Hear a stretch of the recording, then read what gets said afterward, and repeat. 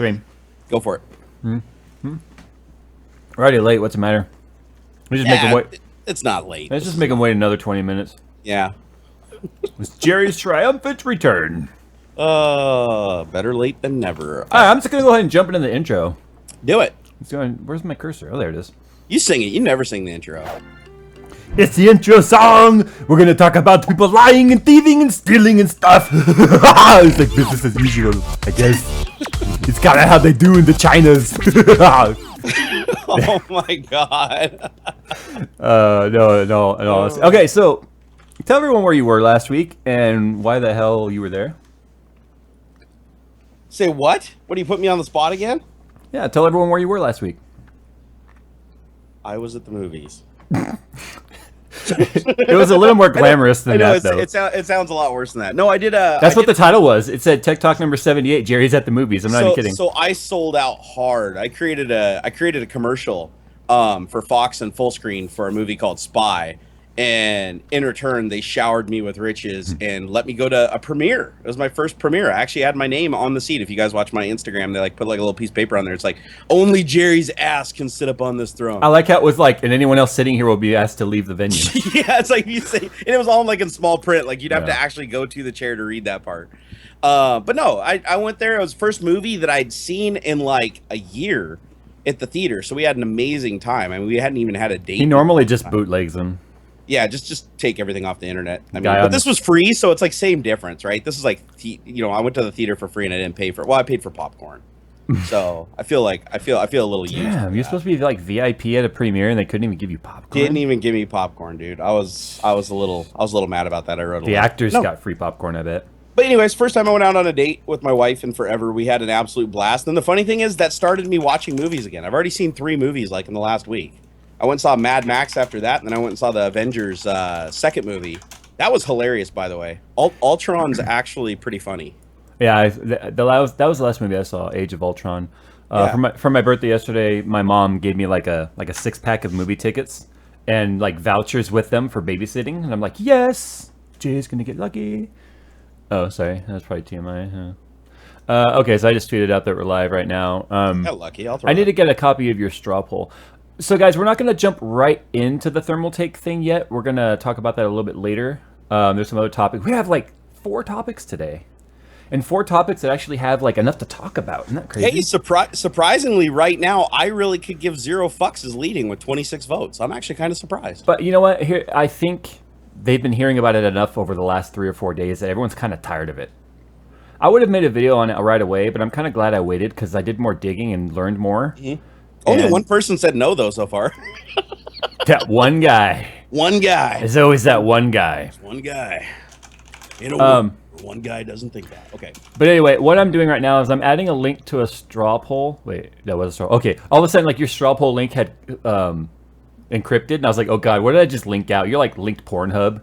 I'm like, guys, go vote. Go to Pornhub. I should have sent you like a link to like Bitly or something like to do that. So I'm putting this in the description now of the video. If you refresh the stream, you'll see it. If not, just go back later. But tell us what you think.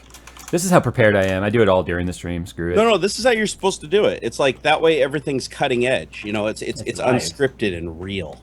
We're live. Real. We don't even know what we're saying half the time. It just kind of happens and shit. But I did do a document today. Would you tell everybody that I did a document? Jerry did a document and sent it to me, which was pretty awesome. It's not a great one, but it's in the ballpark. I was sitting in the living room stuffing my face, and I get this email like, Jerry has invited you to Google Doc. And I'm like, what? You're such a lard ass. Seriously? Oh my god, I can't even I'm look always at you, eating. bro. You're always stuffing your face in front of me, and you send me he sends me SMS pictures like every 10 minutes of him consuming a different cheesecake. It's horrible. That's how you lose 50 pounds. You gotta go on the cheesecake diet. The cheesecake diet, just eat so much cheesecake that your like liver and kidneys fail, and then you just can't eat anymore ever again. Well, you eat enough cheesecake, you just keep throwing up, so eventually you don't actually absorb anything. Or you gain like 1,000 pounds because you can't take a shit for like 3 months. Or you just really like cheesecake and you just keep gaining weight. You know what's sad is there's a cheesecake in my fridge right now. Is that sad, Jay? Is it sad that there's a cheesecake? Not really. In my fridge right now? There's like ice cream and frozen yogurt and 2 like Marie Callender's pies in my fridge, but that's because Mrs. J went and did grocery shopping and that's what she came home with. I was like, wife shopping hungry, dude. is she pregnant? I don't know what's going on here. Here we go again. You're gonna have to open another YouTube channel there, Jay. Oh, I don't even have the document open. All right, why don't you go and take us into your first topic? I got to reopen the doc. All right, well, since we're going to reorganize the topics here, I figured we'd go ahead and... Actually, you know what? I want to start off with the YouTube support for 360-degree video. I'm going to be honest. This is something that kind of came out like a couple of months ago, and I had no idea it existed until a couple of people pointed it out to me. And basically, what you can do is you can put a lens on your camera. Like, they make lenses for your cell phones. You can buy standalone cameras that can do it, but they're basically recording like mirrors, right? 360 degrees around vertically and horizontally, all into one resolution. So if your camera only records like 1080p, it's basically taking this big warped image that's this entire 360 degree field of view. So it's like a panoramic picture, but for a video. Yeah, it's a panoramic picture, but just think of it as a sphere. It's recording everything as a sphere around your point of view. And you can actually click the controls on the YouTube video to pan around. And I'll actually give the link to Jay to put in the video description after this so that you guys can go check it out yourself. But there's a couple like really bad problems with it. And that is because everything's recorded as one resolution, when it's streaming to your computer, you're basically getting the entire video, the whole 360 degrees in every direction. So you're not just getting what you're looking at, you're getting it all. And because of that, the resolution is so horribly damaged that it's just like artifacts everywhere and towards the edge of the video because it has to warp it back. It just looks really, really fuzzy. You guys will see what I mean when you watch it, but it is a neat effect. I would imagine though that this is leading edge of this technology, like Oculus when it first came out. It's going to evolve and maybe mature. Yes. No, and that's the thing is, I think it's really only crippled by resolution. I mean, if you got up to like 8K resolution and you're recording the whole 360 degrees and warping it into 8K, I think it would actually be a good experience. But just to give you an example, I went to a video where the Red Bull Formula One car is recording. And imagine, while the Formula One car is driving around the track, you can literally look around in any direction. You can look down into the cockpit and see the dude's head. Oh, shit, I'm doing that right now. Yeah, wow. I didn't realize you could turn it. No, you can go up and down too. Yeah, it's like you can look into the cockpit. You can look. Here, I'm gonna do a screen cap over here while it's playing. Okay, so no, it's absolutely insane because it's almost like you're watching the event live because you can look around. And then some guy created a plugin for the Oculus Rift that lets you actually look around in real time with your head. And a lot of people in the comments of that video said that it was very realistic, but everybody agrees the resolution is absolutely garbage. Even at 2160p, which is what I was streaming at, it still looked like worse than a 480p regular stream. Yeah, I've got it going right now, so I'm kind of working on the camera. It's like those interactive webcams. Exactly. But here's my little like kind of playing devil's advocate and counter to the technology is, you remember back in the day when DVD first came out how they had multiple angles? Mm-hmm. You remember that? And like the only people that ever adopted it was like porn for like a short period of time. Right. The porn people were so like, it's like you, for people who don't know, you could switch between the different cameras that were recording the video. Yeah, even the early DVD players on the remote, you literally had like 4 different. It said view positions. Yeah, it's view. You could change the view, but nobody ever adopted it like in motion pictures or documentaries. It was always just porn, and even then, it got rarely used and it died out. Let it be known that Jerry really knows his porn history. Hey, you got to know your porn, dude. If you've been on the internet as long as me, I mean, you just got to know about it, right? But anyways, the problem with it is when you're watching a video, a lot of people don't realize this, but when you're watching a video, you're watching the creation of somebody. You're trying to see something as they wanted you to see it, especially when it comes to like movies and things like that. I think the only thing this technology would really be good for is just what Red Bull used it for would be like for car races and stuff like that. But think about how exhausting it would be to sit down through an entire car race and constantly be panning the camera around so that you get the point of view that you want. It sort of takes the director out of the equation. It does. It really does. And I think that even though it's cool, and I think it'd be neat for like, if you were doing a vlog or something where you were walking around and you were the primary focus and people could like, rotate the camera around and look at other stuff around you, hey, that might actually be kind of a cool application for this. The only time I think I would personally use this as a content creator or even as a viewer would be for like virtual walkthroughs. Yeah, that's about it. I mean, we wouldn't use them for like product reviews because everybody just be like looking around in our room. I mean, like seriously, the analytics would be like everybody's looking at your back wall wondering what's happening. And this is all it would be for both of us, right? They're like, oh, from this angle, everything is super clean. Wow, from this angle, everything is filthy. We're looking at your dump. And now everything's clean again. Or could you imagine poop naps? I can always position the camera perfectly to keep the bad stuff out of the picture, but everybody would just be like, Did you have to go there? Did you have to go to the poop nap? 360-degree poop nap, bro. It would not be a good video. You could troll them by putting the camera in the bowl. Oh my god, dude. But the limitations of the technology right now, of course, would be the resolution. But you know what inspired this, obviously, was Google Street View. Oh, absolutely. I think Google was one of the pioneers of that. And I also remember back when I worked at Microsoft about 5 or 6 years ago, we got these new cameras in the conference rooms where it basically sits in the center table and there's a little prism that a camera points up at. And it does the 360-degree video, but it doesn't do the sphere. You can't like look at the ceiling and look at the floor. You can just rotate around at 360 degrees. And I always thought that was kind of cool, but even that was a gimmick. I was in like 2 conferences. They spent probably $10 million upgrading all the buildings with this infrastructure. And we maybe used it twice because it was like a gimmick for a month or two. And then after that, every other call was just speakerphone. We never did video again after that. But I mean, it's sometimes tech that is designed to enhance our lives complicates our lives. That's true. I mean, technology is supposed to make things easier, right? I mean, isn't that kind of the ultimate goal of tech? It's like technology in itself is a tool to enhance the human capability of something a human otherwise couldn't normally do. That's really what... Generally speaking, yes. That's what like the definition of technology is. And sometimes some people are so caught up in like the little fine details of things that it really starts to mess with us in the sense... Stop it! It really starts to mess with us in the sense that... sometimes there's so many options and bells and whistles and buttons and knobs that you just end up going with like we do, like an iPhone, because it's simple. Yeah. I mean, that's really could you imagine the analytic data that you could get on YouTube from that, like where people are looking in your video? Be like 95% of your audience is looking at your crotch. Candy wrapper on the floor. You're looking at your crotch. Wait a minute, I have 98.1% male viewers. That would actually be awkward. When you look at the analytics, you're like, wow, man, this angle is really popular. You look at it, you're just dead at your crotch the entire video. You just like shifting around in your chair. Oh my god. Well, I would know what kind of videos to make then. And the other thing is like applications like this, you know, they're already using it for like the Red Bull and the racing and stuff like that. I think it would be great technology for pre-production stuff. Like imagine if you recorded everything from the Red Bull race and then you had access to every single view perfectly simultaneously in post-processing.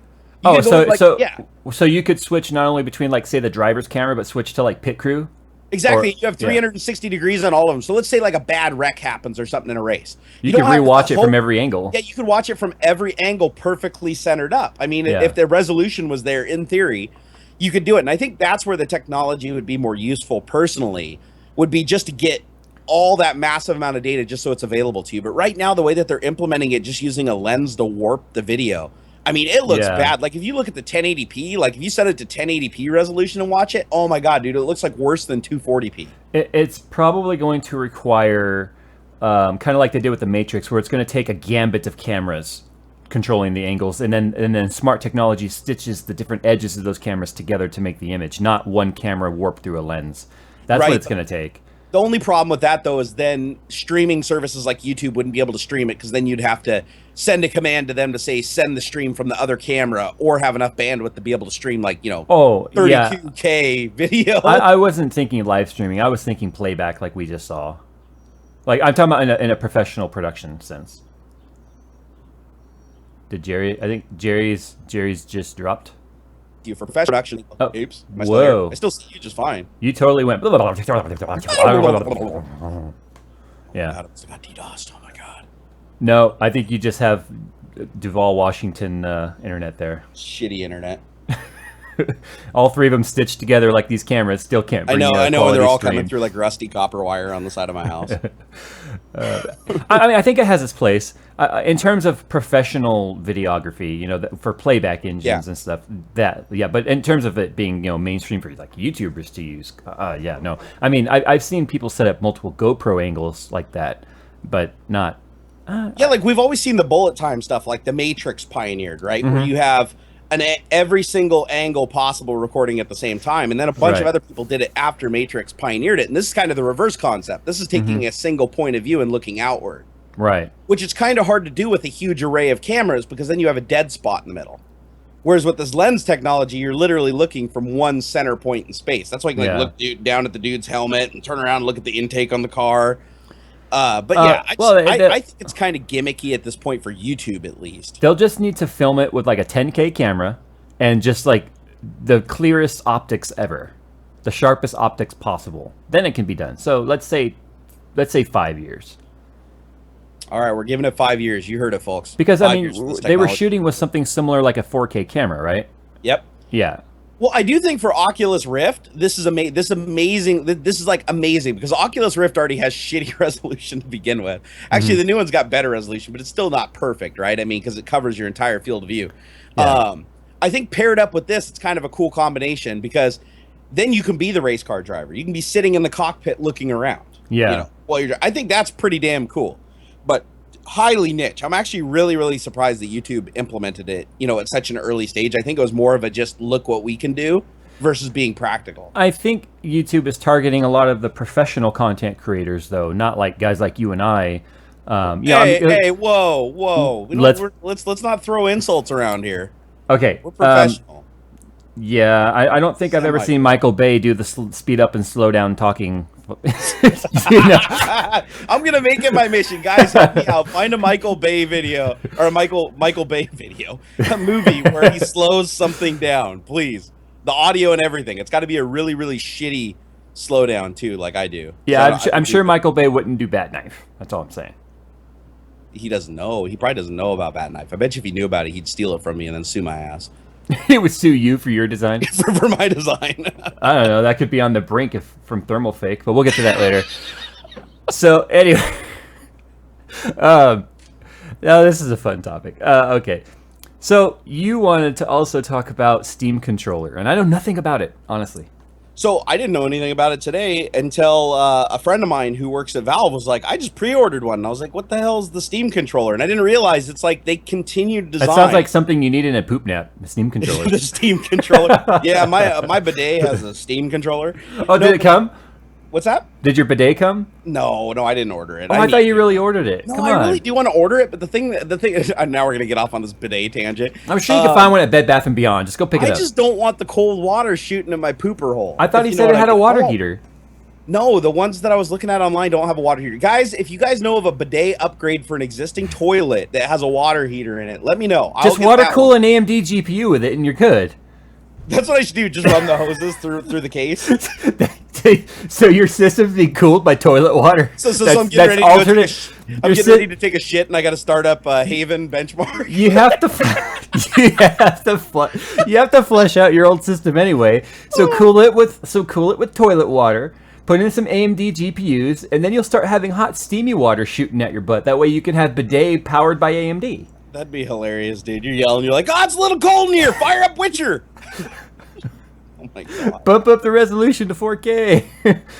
So anyways, back to the Steam controller. These are the tech talks that matter. This is the tech people think about. People don't care about Steam controller. They care about the poop nap bidet. You know what? I am fairly positive that we are the first live cast to ever mention a computer water-cooled heater for a bidet. It's totally doable, though.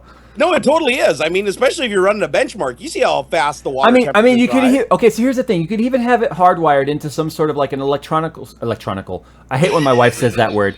To an electronical. To the electronicals. No, so you can have an electrical switch, like a valve, switched into the system, so that when you're not using the bidet, it's just cycling like normal. But when you hit the bidet, it opens up the switch, and then the hot water comes out pre-radiator.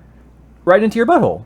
I mean, think about it. And then you just loop water, the clean so toilet your system's water out always the back of the toilet back into the system. And your system's always getting flushed. So every time you take a dump, you're actually doing your PC a favor. This is actually genius. This is really genius. And then you could hook up an Arduino switch so that when you sit on the toilet seat, it activates it and it starts. There you go. So you don't have to think about it. Your water more, yeah. Then you don't have to think about it too, because then I mean, if you push the button and you forgot to actually, if you go to push the button for the bidet, you forgot to actually prime it. Yeah, I don't know about you, but I think my average shit is about the same length as Firestrike. So I think once Firestrike's done, I'm going to have like toasty warm water. But you don't have to think about it, because if you use an AMD system, it's like instantly hot. That's true. Well, if you use an AMD system, you might scald your butthole, and that could lead to some lawsuits. But if that were the case, you also wouldn't have temperature control knobs on your water heater too. So I hope somebody's counting how many times we said butthole in the stream. I think it's a new record. Bow. Yeah, you guys have. I'm sure the audience agrees with this, that this is a brilliant idea. I almost feel like going to Bed Bath & Beyond and literally building a system here that is bidet, bidet, CPU, water cooling, powered bidet.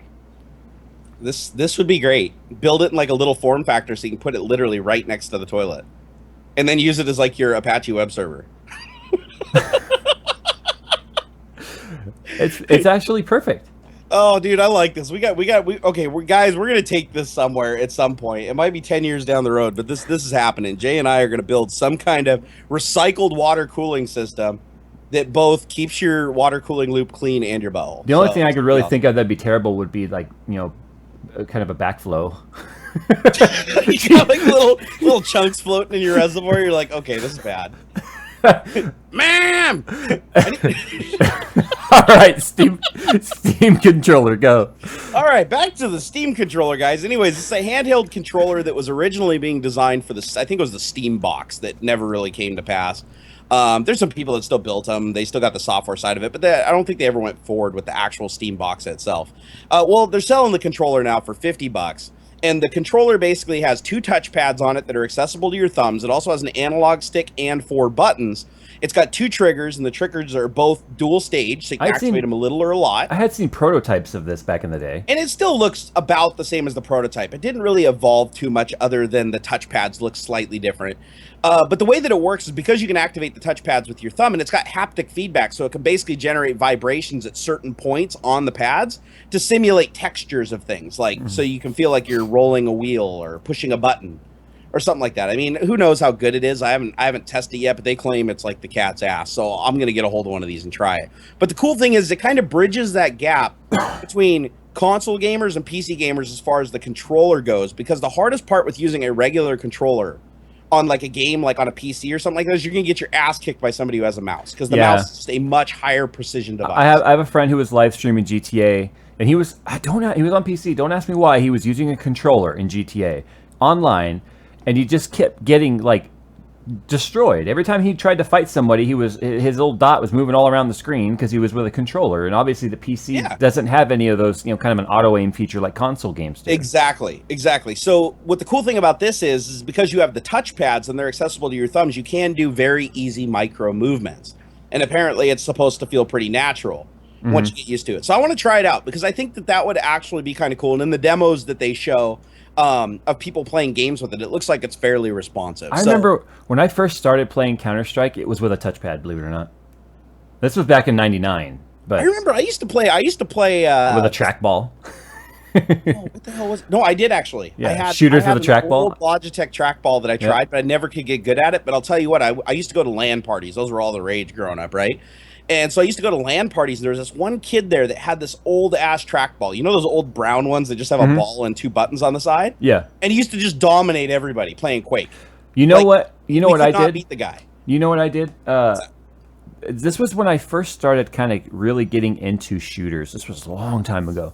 I'm not joking. I took a Microsoft trackball, flipped it upside down so the ball was on the surface like a mouse, old rollerball mouse was, and then just inverted the controls. So right was right and left was left and up and down was up and down. And I used that like a mouse with my fingers kind of wrapping around the top to touch the buttons. Because remember how the buttons were like on the edge? Yeah, that was really awkward. Yeah, I literally made a mouse out of the thing because I couldn't afford a mouse. So I used the trackball upside down and then just inverted the movements. Dude, that is the most that wins hashtag poor people of the century. Yep. Yeah. Literally, and jerry rig. So jerry rigged and poor people all. It wasn't even a rig. It was just like upside down done.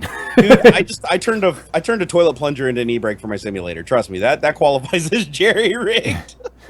Yeah, but you actually had to couple something together. Nothing was added to or taken from the thing. I wish you had pictures of that. This was back in visualizing this giant trackball. Yep. Upside down with you just like moving the cigarette desk. Like, I swear, it's just like a mouse. It was a huge mouse. Yeah, this was back in like the probably mid '90s, early '90s. Yeah. Well, trackballs were really, really popular. I remember back in the '90s, especially like at work. Like, well, there was 2 years I used a trackball. But that's because trendy. That's because, well, it wasn't just trendy. Companies were really pushing for this, like, carpal tunnel awareness. You know what I mean? So they were trying to keep your wrists from moving. But Let alone they then just got cheap and gave us all mice again. yeah, they were like, "F this, these are expensive." I sold it. True story. I sold a trackball to one of my coworkers because he got addicted to this Microsoft trackball, and just like Microsoft does, they just stopped making it. So they were selling on eBay for like $200-300. He's like, dude, I'll give you $200 for your trackball if you can find it. I went home and I dug it out of a box and sold it to him for like $200. He was like the happiest person I've ever seen live, and it's like that trackball originally was like $30. It's kind of like how people will pay for some of the old original 80s and 90s mechanical QWERTY keyboards. Yeah, like I think a Model M's like $150 now for like a new reproduction Model M. Yeah. It's like $150. And I'm thinking to myself, I'm like, the Model M keyboard back in the day, it's like you literally could go to any Salvation Army or any like one of those thrift stores and buy one for like $1. Yep. And it might have been missing a like, key or two, shit, but yeah, exactly. But now the thrift stores are like, oh shit, these are worth money. Yeah. So you'll never find one at a thrift store again because they sold them all for like $1 billion. Yeah, it's funny. I see it all the time on some of the online, PC buy sell trade forums where someone will put up like an old IBM, mechanical keyboard. Yep. And they'll get like $100+ for it. Like it's beige, it's filthy. Still has the 5-pin like Molex looking connector. Yeah, it was just a serial connector, and people would pay like $100 for the damn thing. What's funny is some motherboards still come with that port, which is crazy enough. Oh no, it was even bigger than that. That's the PS2 port. The PS2 is the little small one. The 5-pin DIN is the giant one. Yeah, oh no, I'm thinking of the 9-pin, like the old mouse connector. Yeah, there was no difference. It was just the size difference because remember the adapter cables? They were literally just one end and another end. There was no electronics inside. Right. But yeah, I remember back when it was like the big. It looked almost like an audio cable. You remember like the old like professional audio equipment cable? It looked like those, and then they downsized it because it was taking up too much space on the back of the computer. But yeah, people will buy those and still put a USB to PS2 to 5-pin DIN adapter on them and use them. People loved them because they're just like PS2. They were lag free.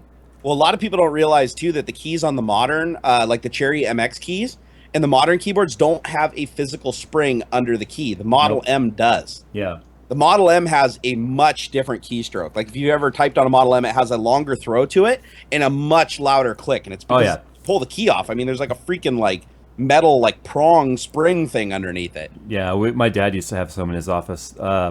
Yeah, the modern. Damn it! I know, right? Yeah, the modern Cherry switches, they just have a lever as a spring, a little metal lever, it's almost like a leaf spring in a truck. Yeah, the old Model M keyboards had a lot more engineering in them, which is funny because they were like dirt cheap.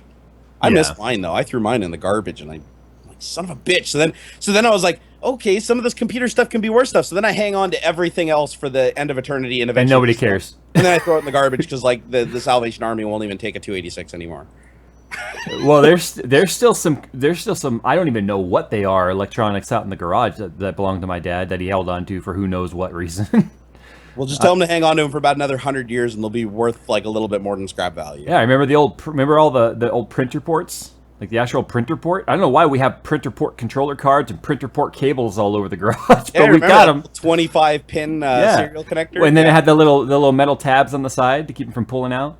Oh yeah. Because people move around. I still have a printer that uses that connection. It's an old HP LaserJet. Oh, it's a laser. I'm thinking like dot matrix. Oh, and I'm talking old LaserJet here. I'm talking like 300 DPI. Took it from Microsoft's loading dock like 15 years ago. Are you telling me you stole something? I didn't steal it. I just borrowed it. Never brought it back. People don't steal. Oh, like people borrow designs? Exactly. Oh, I see what you did there. Oh, that was a segue if I ever saw one. But I'm not ready to segue there yet. I wanted to talk about. I'm doing like Fox News now, aren't I? You wasted a perfectly good segue, you asshole. When we come back, after the break, after coming up, like they do on TV, and then it's like a 20-second segment at the end. Dude, you ever watch that show? What is it, Gold Rush? I like some of those reality TV shows, even though I know that there's nothing real about them. I'm watching the Gold Rush, and in the previews, they show this guy just beating the shit out of a rig and like ripping it apart, and I'm like, oh man, I can't wait to see this. And at the end of the episode, I don't see it, and I'm like, why did they show it in the previews? Then I watched the next episode on demand, and they show the same preview, and I'm like, yeah, we're finally gonna find out. Because it's like 4 episodes ahead. Yeah, and at the end, he like approaches it, and we don't see anything. It wasn't until the 3rd episode. They were literally teasing it as a preview. Yeah, they'll tease like things in the season coming up later. Damn you, Discovery Channel, playing on my emotions. It's pissing me off.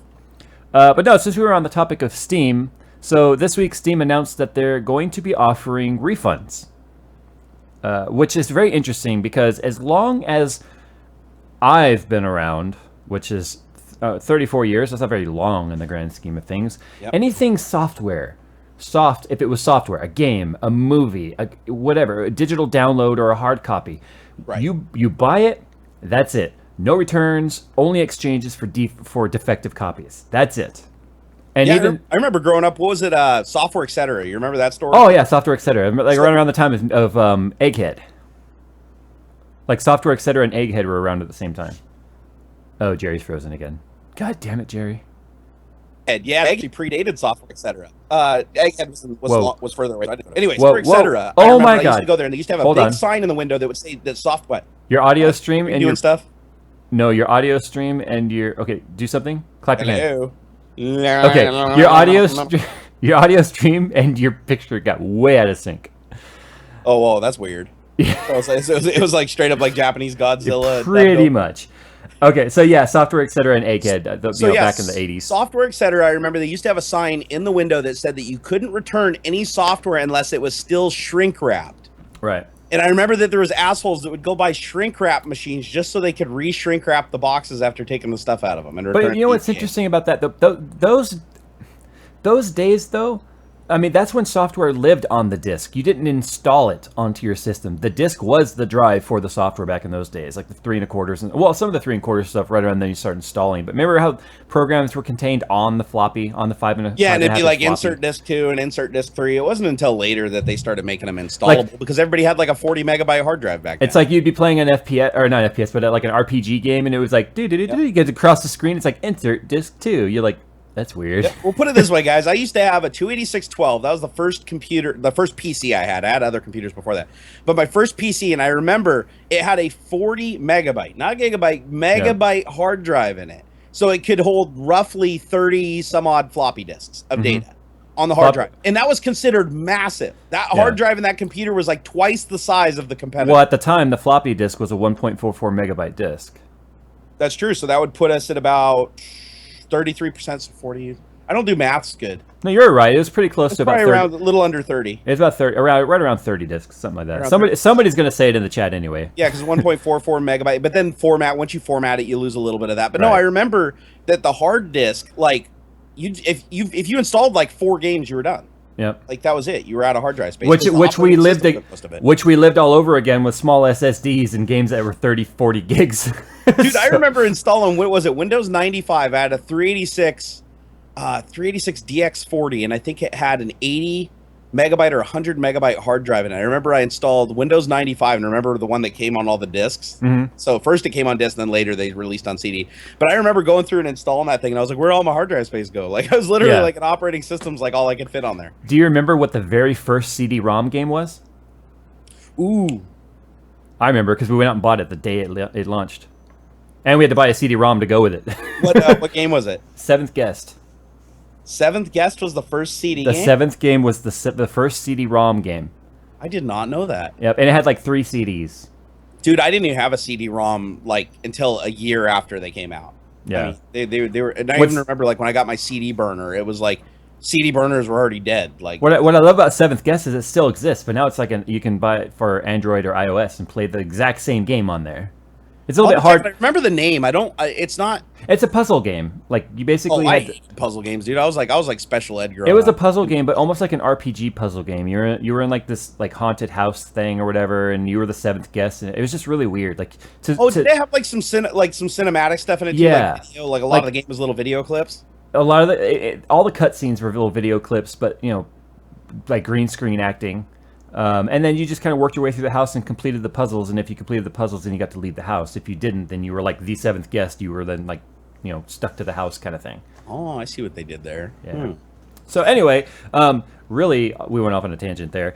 We always go off on a tangent. That's what we do. That's how we rolls. That's why we only have 4 topics, because we know that we'll spend like at least 50% of the time talking about liquid-cooled bidets.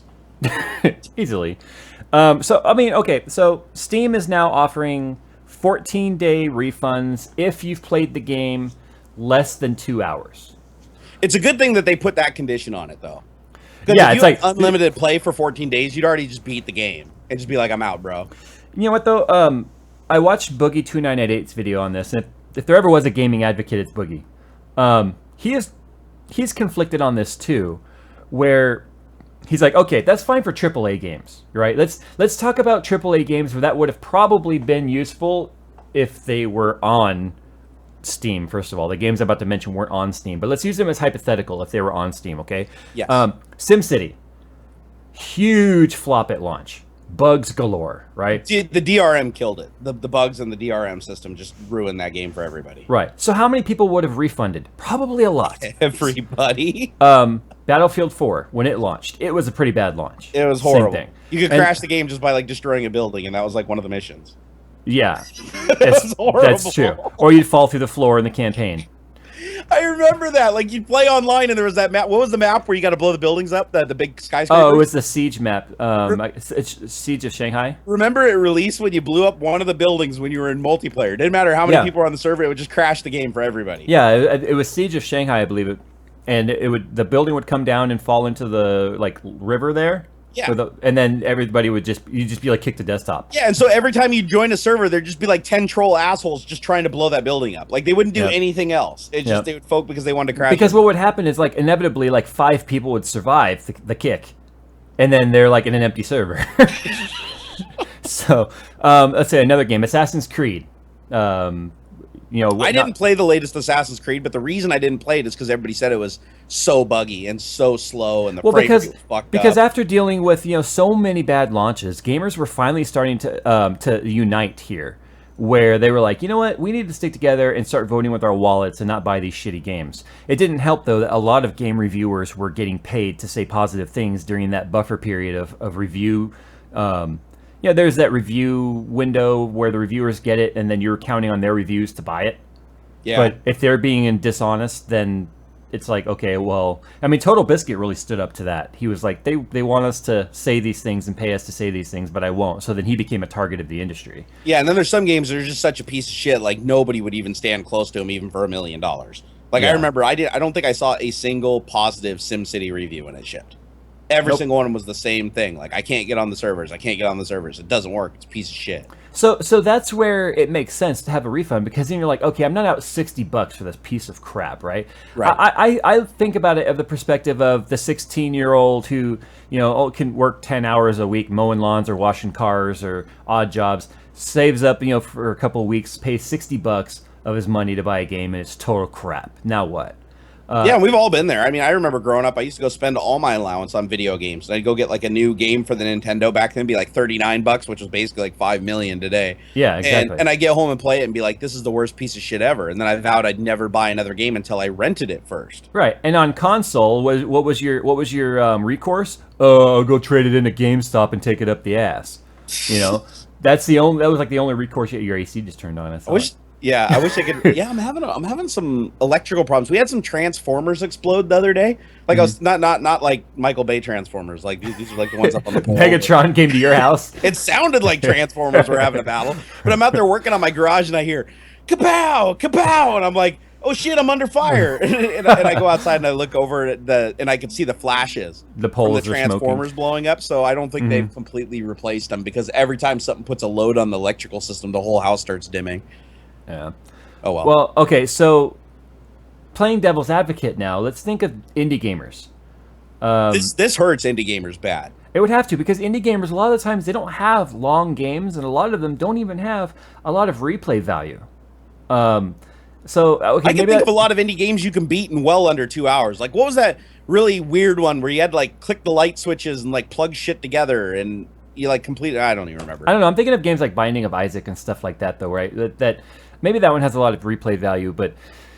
So, I watched Boogie's video a couple times on this to try and get his perspective, because he's way into gaming like I am hardware. So I really had to I had to think about this one from a lot of different angles to try and wrap my mind around how I felt about this. Boogie kind of puts himself in the perspective of, if you're an indie gamer and you make a game that could be beaten in 2 hours, then you're doing it wrong. But that's because Boogie kind of likes to spend a lot of hours playing a game and getting into it. Right. So I'm wondering how Steam came up with that 2 hour figure. But does this hurt indie gaming? What's your, as a developer yourself, somebody who develops IP and is like, okay, I could spend all this time making something and someone could just lease it, which is really what you get when you buy it, and then just return it? How does it make you feel?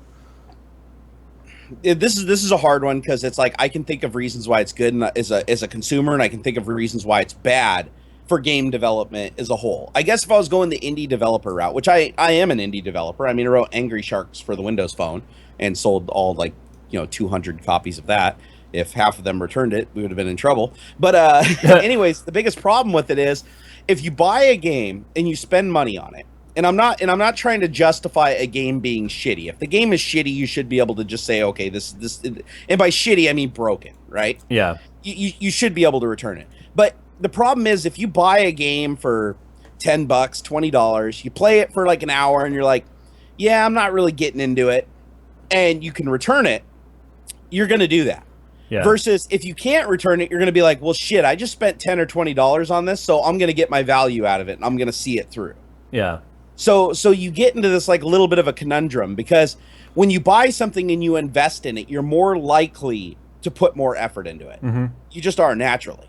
I mean, I don't really know how to say it any more cut and dry than that. So if you know you can return something in the back of your head, basically you're only going to keep the best of the best, or you're going to return stuff for reasons that aren't because the game's broken. You're just like, I haven't been able to devote enough time to it. There's those speed gamers out there too that just fly through the freaking games, and they might be able to get through most of the game in 2 hours and then just be like, I'll Google how it ends and then return it. There's a lot of games I think that you could get through in 2 hours. I don't think that. And the other thing too is different games have different goals and objectives, right? Some games have a storyline, some just increase difficulty. Yeah. So if you get to the point you're a shitty gamer and you can't get past level 10, you're just going to return the game. Yeah. Instead of playing it for 20 hours until you get one more level and then you're like, yeah, or you go shoot up the neighborhood because you're so frustrated. But at any rate, though, that's like you spent that $10 for that game. Take It in chat makes a very good point, and they used to do this. He says, then why don't they have at least a 1 hour trial period for any game? Remember when games all had demo versions? You know what it was called? Shareware. That's true. I played Shareware back in the day. You could always play the first level. I played first or second level. Or get up to a certain level if it was like a leveling game of some sort. Yep. There are many games I played only through shareware because I couldn't afford the game. So I would play the shareware version over and over and over again. That's actually Mrs. Barnacle foot. What's she doing down there? Hey, you don't worry about that. So there were lots of games I played through shareware and shareware only, and then I would just kind of replay the shareware over and over again and then move on. So I wasn't a customer, but I wasn't going to be a customer anyway because I couldn't afford to buy it, but at least I got to experience it. I do feel like demos need to be brought back. And that would solve a lot. You wouldn't need the return policy. I feel like today's demos are betas. Like all the companies and stuff, you sign up for betas, you go play the beta. It's a piece of shit. It's got one level. But that's the thing, though. Most of the times now, to qualify for a beta, you have to be a purchaser of a previous game. Oh, I did not know that. Like think of when the I used to call it Medal of Battle Warfighter Call of Metal Battle Fighter Duty or whatever. It was like Warfighter. Say duty. It was like Warfighter was just like a combination of Call of Duty and Battlefield. Yep. But the only way you got access to the Battlefield 4 beta was to buy Warfighter, Medal of Honor Warfighter. So you couldn't get into the beta, at least initially, unless you bought that. So they enticed all these people to buy it. The game, people hated the game for the most part. It wasn't popular. It didn't take off like Battlefield or Call of Duty. But then they got their beta access. So that doesn't work when you have to buy something to get access to a future beta. No, that sucks. And it's a good thing that Steam put the 14-day return policy on there because I probably have like 100 games I haven't played for 2 hours. Yeah, that was the other. I just cash out the whole damn thing. Be like, yeah, thousands of dollars. Woo! I was talking to Coconut Monkey about it yesterday, and I made that same comment. I was like, dude, I could return almost every game in my Steam library. He's like, yeah, but you've had them longer than 14 days. I'm like, damn it. Damn it. Damn them. There's smart people coming up with 2 rules. I have to be honest. Yeah, I agree with you, though. I think that it shouldn't be a 2-hour limit. The limit should be set by the devs themselves. We should get back into that whole shareware mentality of let's give them the first level, let's give them a taste. And if they like it beyond that, they hit that buy button, and then that's committal at that point. But Steam's not going to give up their cut. No, You know what I mean? But that's the thing is, if Steve gives a refund, I mean, they're losing their cut of the game sale too, right? Right. So that's their stake in the game is to have it be as easy to get past that refund period and not realize you did. No, I agree. But still, I think that 2 hour limit's a little weird. I agree with you on that. And as far as indie gamers can sell on other platforms, but Steam Yeah. is the most dominant platform by far Yeah. right now. It just is. Gunner, What? well, like Gunner in chat says, demos back in the day were more polished than betas of today's market. That's true. Like the They demo. were also far simpler though. Here, I'll put my developer hat on for a second. Oh, Back then, does it still fit? no, it doesn't anymore. I gained a few. Codegasm's really you just trying to remember. Yeah, I'm pausing. Stop it. No, but anyways, put on my developer hat. The shareware games of old, they just fit on a couple of floppies and everything. A lot of them, like, remember Apogee and stuff? They'd create all the side scroller games. And then even the 3D games that were revolutionary at the time, like Wolfenstein 3D and stuff like that, that had shareware. They were still relatively simple games to develop. There wasn't a lot that could go wrong with them. I mean, the hit detection boxes were gigantic. I mean, 8-bit, bro. you could shoot somebody like 3 feet to the left and they'd still die. And most of the stuff was sprite based. And if you've ever done any software development, working with 3D models versus working with 2D sprites is like infinitely more complicated. It is. Yeah. And so today's games where you have these crazy graphics, pixel shaders, multiple standards, like, you know, you got AMD on one side, you got NVIDIA on the other side pulling in two directions, where back in the day, remember, we just had the VISA standard. That was it. Yeah. You just programmed for VISA and basically wrote pixels to memory, and that's how you made games. I'm talking about really old games here, like even predating like the 3DFX cards and stuff like that. Like but still, Doom. it was much simpler times. It was easy for them to make a shareware game because they literally just go into the code and just disable everything but the first level and just farm it out. And it wouldn't be a whole lot of code. It really wouldn't be. Today now, they're like more complicated than operating systems. There was a lot of people who I remember on some of the BBS forums showed you how to go and re-enable the levels. Yeah, a lot of people didn't realize that some of the shareware was so lazy that they actually compiled all the code together and they would just put an if condition in there that basically said, if this is shareware, do not allow access to the next level. Yeah. And you could use something called a hex editor to go in and basically change bit 1 to bit 2 and you're good. All right, let's go ahead and move on to the topic at hand today. We got enough people in here now. God. Oh my God. So, first of all, before we talk, here, introduce the topic and then I'll give the straw poll results. All right, so the topic is Thermaltake, I guess, what was the word you used? Borrowing designs? I specifically used the word borrowed. Well, that implies they're going to give it back, though. So, did they borrow designs from other companies? This kind of came out earlier in the week with their Thermaltake suppressor F51 case in the Fractal Define R5. And then people really started paying attention and digging. And I've got a lot more than just some cases we're going to look at here in terms of Thermaltake being thermal fake. And we asked you guys if you guys thought this was bad for the industry, and Jerry's got some straw poll results here. So the current straw poll results right now. Now the question was, do you think Thermaltake borrowed design ideas from other companies? And leading right now is I really could give 0 fucks with 430 votes. Mm-hmm. I'm actually kind of surprised, but you know, a lot of people might not even know about this yet too. That's the other thing. 332 votes for yes, that they actually do think that they stole ideas, and only 24 no's. So this is the most definitive poll I think I've ever asked a question where you basically have the bulk majority. But there's polls all over the internet right now. Every major outlet right now has. Okay, I take that back. I'm not gonna say major outlet. A lot of outlets, smaller YouTubers, smaller websites and stuff have already covered this. Yeah, CNN didn't give a shit. Eh? Yeah. I haven't seen this on Fox. In all honesty, right now, Jerry, you and I are the largest guys physically, as well as channel-wise, to talk about this. So we're probably going to be breaking a lot of this news right now to like the masses. So, and I'm thinking so too, just based on these poll results here. Yeah, and I think part of those results, though, of the I just really couldn't care or whatever, is a lot of the people who are in the know and probably have clicked on that.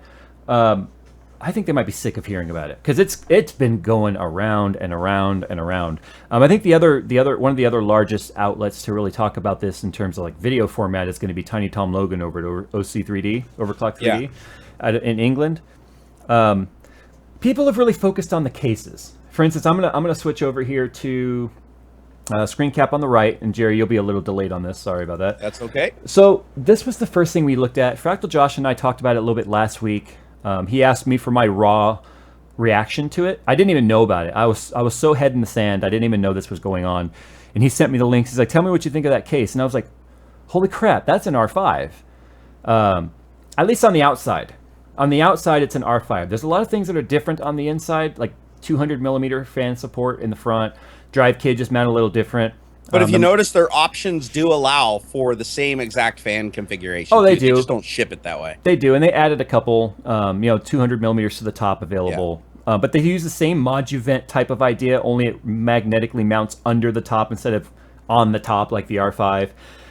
So it's EATX compatible, which, believe it or not, Fractal, I don't know if you're watching or not, a lot of people wanted that EATX support, man. I said it in my own video. But anyway, so they kind of took the aesthetics of the outside of the case, which is the most identifying factor of a case. People don't look at the inside first. They look at the outside first. So they're kind of cashing in on a lot of the identifiable marks of Fractal Design's R5 and R4 series, which is extremely popular, first of all. So if we go down here a little ways, the other case in question here is Case Labs. Now, Case Labs is a small operation here out of Canoga Park in Southern California. In fact, just a couple weeks ago when I was doing the photo shoot of Skunkworks at Case Labs factory, I call it a factory, it's really a machine shop. It's a small operation. There's like 10 guys that run the entire thing. Yep. I got to follow like pieces through the building as that piece makes its way around and goes from a piece of flat aluminum to the high quality standards of Case Labs cases as we know it today. And now here at Computex, Thermaltake is toting around like, look what we've developed for gamers. Look what we want to do for modders. Look at what we've done. Well, here's the problem with this. Now, this is all hearsay because I wasn't there when this conversation took place. But Kevin Keating over at Case Labs was at PDX when we were there, Jerry. Yeah, back in February. He's the vice president. Yep. He's the vice president. Actually, one thing I want to add, too, before you continue, is that my old computer, the old beast in my nerd cave... It's the same case as the one on the bottom, without the pedestal. Yeah, it is. Well, no, it's not that one. That one's actually... which one was that? The TH10? Yeah. I think that was. I actually have the their M-line case, right. 10. But just to give you an idea, Case Labs was so revolutionary that when I built that system, the crazy system that I built before William... that was the only case I could find that fit all of my needs because it was modular. It allowed you to pick all the options, everything. I mean, it was an amazingly unique design. There was nothing else on the market even remotely like it. And that's what, I just want to add that Case Labs definitely has pioneered their own image. Like, you can always look at a case and say that is a Case Labs case. But it goes a little deeper than that. And I'm going to give all credit here where credit is due. Kevin himself said that, at the time that the cases were being developed from Case Labs, the only real custom case option at the time was Mountain Mods. Mountain Mods was another aluminum manufacturer of cases, I believe up north here somewhere. They didn't look anything like them, though. No, I remember looking at Mountain Mods. They didn't. They looked way different. But Kevin took what he thought was like, okay, I like what they're doing. I can do something like this, and they made their own cases. They didn't just flat out be like, look what we did. We took a Mountain Mods case and changed it 10%. Yeah, just to be clear, we're not beating them up for looking at something and saying that's a cool direction to go. Especially when Thermaltake themselves said that to Case Labs at PDX and said, we wish we made cases like this. They said that to Case Labs. Like, they actually said it to them. Yeah, actually, I have the exact quotation here. It said, "Wow, I wish our company made cases like this. Can I take some pictures and send it to our R&D department?" Which they replied back and said, no. They basically said they were flabbergasted. They told them no. And their comment as they were leaving was, well, I guess we'll just have to buy one then. Thermaltake basically asked at PDX if they could take photos of some of the earlier cases that were... This was a couple years ago. This is this is July of 2013. And Case Labs was at PDX, I think 22... I think it was, and Thermaltake was like, can we take pictures of this and send it to our R&D? Basically, it's me going, Jerry, do you mind if I copy every aspect of your channel and, kind of see how you do things? Now, as a competitor, wouldn't you kind of be like, that's weird? No, right? You'd feel a little set back by that. Oh, absolutely. So and we've done that. I mean, we've gone back and forth and stuff where we've borrowed things here and there, and but it's never a blatant ripoff. Yeah. So when the comment was made, well, then I guess we'll just go and buy one ourselves. They did, and Case Labs posted the invoice. They posted the invoice of the two cases that they bought, which is, guess what? The copies of the TH10 and the SM8. When I saw that, my jaw dropped. I was like, okay, now it's undeniable, because there would be absolutely no reason for them to order those two cases other than to reverse engineer them. Okay, so now to be fair, this is not abnormal. Companies buy each other's products all the time to look at what the competition's doing. Microsoft. I'm just saying. But I don't know how many people buy them to specifically make a case that looks exactly like them for the case of, no pun intended, for the sake of building a product that is recognizable that you did not develop. So the internals of the cases are not the same. The internals are different. It's the shell that really looks the same. Yeah. But to me, you know what actually would be a good comparison here would be the automotive industry. Okay. In the automotive industry, they protect their designs like crazy, like the look of the car, like massively protected. Mm-hmm. And that's why when you look at some cars on the road and you're like, oh, that car kind of looks like it could be another car, like for instance, like the Chrysler 300, and I think it's the Bentley Continental GT.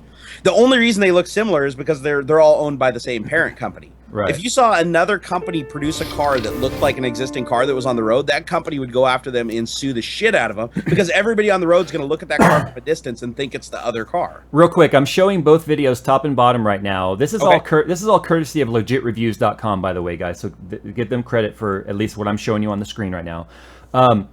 Even the Case Labs, even the Fractal Design R5 and the Suppressor F51 videos, and the way that they're presenting it to you for marketing equipment appears to be like completely derivative of the style of 3D modeling and, you know, exploding views and things. They look like they were basically produced by the exact same person at the exact same production company. Yeah, it's almost like saying, you know, Edsel with Linus Tech Tips made, you know, Austin Evans video and Linus Tech Tips. Like, you'd be like, oh, that's Edsel's style. You know what I mean?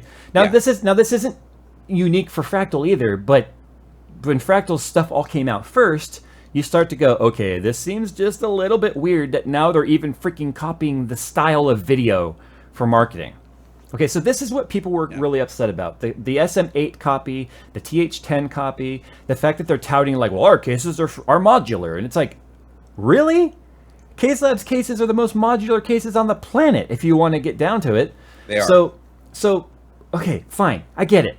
You bought the cases, you made them look the same because you want to undercut them. You want people who can't afford maybe a Case Labs case to go and buy a cheaper option because then they could be like, well, my stuff looks like Case Labs. I get the end game. That's the end game as far as I'm concerned. They're buying something that looks the same, or they're making something that looks the same for cheaper to make people come and buy your product, because I don't think necessarily the people who would buy the Thermaltake case were necessarily Case Labs customers. They may not have been able to afford Case Labs. They may not have even considered buying Case Labs. But now if you can consider buying this, it's making money on ideas and concepts that Case Labs created. So that's where the uproar is, first of all, at least for me. But then I started digging. I started wondering, how many other copies are there out there? Well, if we look here on the right, you can see their new fans appear on the right, which have an LED ring around them, appear to be very similar to the Corsair SP series fans, which have been out for several years. You've got the NZXT Sentry 3 fan controller, which looks very, very similar to the Thermaltake Commander FT, which they just unveiled. You've got here the Thermaltake W2 water block, which also looks exactly like the Apogee XL. And to be fair on that one, that could be a leased product or licensed product. We don't know. SwiftTech more than likely has made this block for Thermaltake, just like they did for Cooler Master, with the 220 series. So that one's probably an actual business arrangement. But then they showed off fittings. Well, now what I'm showing on the screen here is a Thermaltake fitting on the left and an EK fitting on the right. Granted, one's a 45 and one's a 90. I think you would agree with me that there are some more copying going on there. We've got Reservoir here, their new reservoir system. On the left, we have the XSPC integrated D5 pump reservoir combo. On the right, we have their new Copycat 102 or whatever they call it, reservoir D5 combo, which really also borrows the pedestal design from Bits Power. Speaking of Bits Power, on the left, we have Thermaltake's new little integrated D5 top, which looks a hell of a lot like Bits Power's D5 top on the right. And I'm sure a lot of you at this point are going, oh, but at least the D5 cover's different. Well, that's because they didn't want Monsoon to feel left out, and they copied Monsoon's D5 cover. So you guys tell me, are we getting a little bit worked up here over nothing? Or has it kind of become obvious that Thermaltake, it really is Thermalfake, and it's just now known as the Chinese knockoff brand of everybody else who's successful? Now, the other thing I find extremely interesting here is if you go and you look at, I think the encoder stopped here for a second. Give me a sec. Oops. No, XSplit, like the new version of XSplit does this often. Give me a moment here. There we go. I'm giving you a moment. And we're back. Okay. Newegg apparently is now starting to stock all of Thermaltake's water cooling gear. Newegg has been notorious for turning down EK, SwiftTech, Monsoon, BitPower. All these companies have been trying to break down the door to get into Newegg to sell this stuff. Now all of a sudden, all of the water cooling stuff available at Newegg is Thermaltake. So it almost sounds like there's a deeper reasoning for behind why it was, well, okay to borrow as we're using the borrowed word here, Jay. We're using the borrowed word to borrow these designs from all of these companies that are successful. But here's the thing: EK, small company; Monsoon, small company; BitPower, huge fitting arrangement, small company; Case Labs, small company.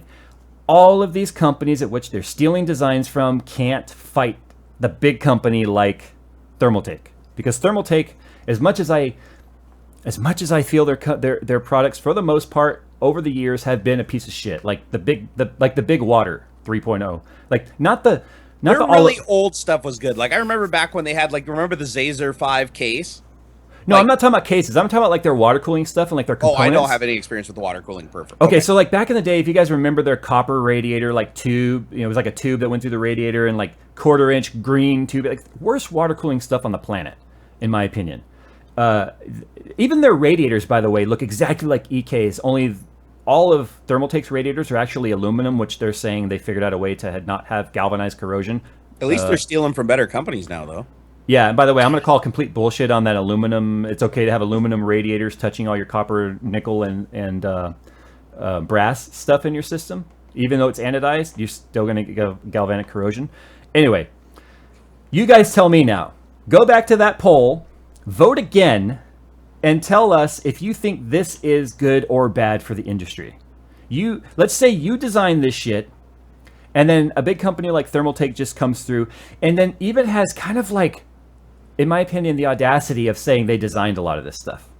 Now, I'm going to say this. I did look at all the coverage, all the photos of people at Computex showing photos close up of the cases. The internals are different. In fact, their SM8 copy, I don't remember what it's called. It's just W Series Extreme chassis or whatever. Does have a pretty neat concept in there where it's a dual system chassis. So you could put like a system on the backside if you wanted. I kind of thought Case Lab should do that. I even mentioned it once.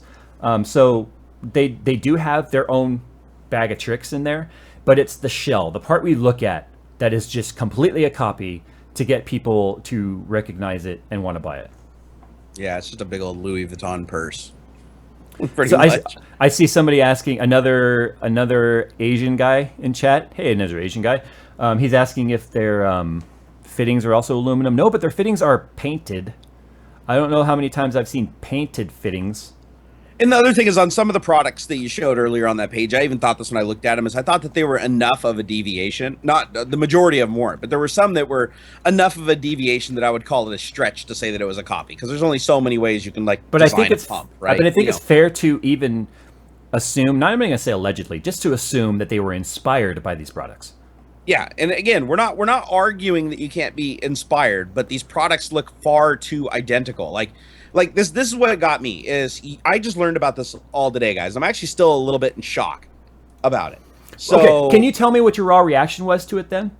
My raw reaction to when you first mentioned it, or when I saw the first article? When you first saw the side by side of any of this stuff, what was your reaction? Like, why are there two Fractal Design R5 sitting next to each other? Thank you. And here's the thing, guys. I've had email correspondence for the last several days with Thermaltake, and they are defending that there's nothing similar about these cases. They're defending that there's nothing similar. That defense is what dooms them. If they would just come forward and say that they were inspired by those cases, I want so badly just to publicize the emails where they're telling me that I'm being cross and that nothing is similar. It's like, what fucking planet are you from? What planet are you from? And I'm sorry to say that I gamed with these guys in February. I did too. I get worked up over this because there are things I can't stand in life. and that are fakes and liars. And when you're both, there's not really a coming back, as far as I'm concerned from that. And when a company, and this doesn't all fall on the product manager, by the way. This had to go up the chain clearly in Thermaltake. And Jerry's gone. Yeah, again. this is. Nope, there. Oh, okay. sorry. No, It says we have a bad connection. Okay. Okay. This has to go up the chain. It's not like one person has all the power to make this stuff happen. This has to go through approvals. It has to go through designing, machining, prototypes, and stuff. Yeah. That means everybody in the chain involved in Thermaltake product development, from the lowest guy to the highest guy, all made a conscious decision that it was okay to copy. And that's what pisses me off. And on some things I'd like to play devil's advocate, but I can't. I actually fully agree with you on this after looking at everything. This is the thing that really bugged me, is when I opened the first article, and I have multiple articles because I wanted to research it, because you said it was going to be a topic, and I was like, what the hell is he talking about? Yeah. Like, so I went and I let you research it. I didn't say a word to you. He didn't send me anything. I did this. I literally went to Google. I didn't even send you a photo. I did a search for Thermaltake, and I did a search for Case Labs, and boom, like first couple of links. I clicked through. The one that Jay showed on screen was the one that came up first. And I remember I didn't read a word of it. All I did was scroll down first, because there was tons of pictures. I wanted to see the pictures. Yeah. And then I scrolled back to the top and started reading the articles. And it was when I saw underneath it that it said on the left is this case and on the right is this case. And I was like, holy shit, what? Yeah. And then I looked closer and I could see some very subtle differences, but it was very subtle. Like, if I walked into a room and saw either of those cases, the Case Lab or the Fractal Design, I would immediately jump to that assumption. I'm seeing people in chat say, we'll talk about the Core X9. The Core X9 and their entire Core series is also a copy of the S series with Case Labs, with the horizontal design. But they're not as blatantly a copy as the new W series Extreme chassis is. They changed enough on that. It actually looked different. My first thought when I saw the X9 at PDX in February was like, wow, that looks a lot like an S series case. Because I have a Case Labs S test bench sitting right here. Granted, it's smaller than the X9, but it shared a lot of similarities. I have my SM88 over here, which is not really in question. Granted, I mean, it looks very similar to the pedestal that the Thermaltake case is sitting on, which, by the way, Case Labs manufactures and sells the pedestals as well. I couldn't believe it. Now, there are some people who are like, well, it seems like you're awfully close to the Case Labs on this one. I'm not running a Fractal case in here full time, and I'm just as upset for that. I'm upset about the fact that there's copying involved. Even the fucking mesh pattern on the grill is identical. Well, guys, just to let you know, my Case Labs case that I bought mine originally and spent almost, I think it was $1,200 for the case and all the options, because I got a ton of options. And my friend bought a case at the same time, and I have never received a single product or anything from Case Labs, and I'm in full agreement here.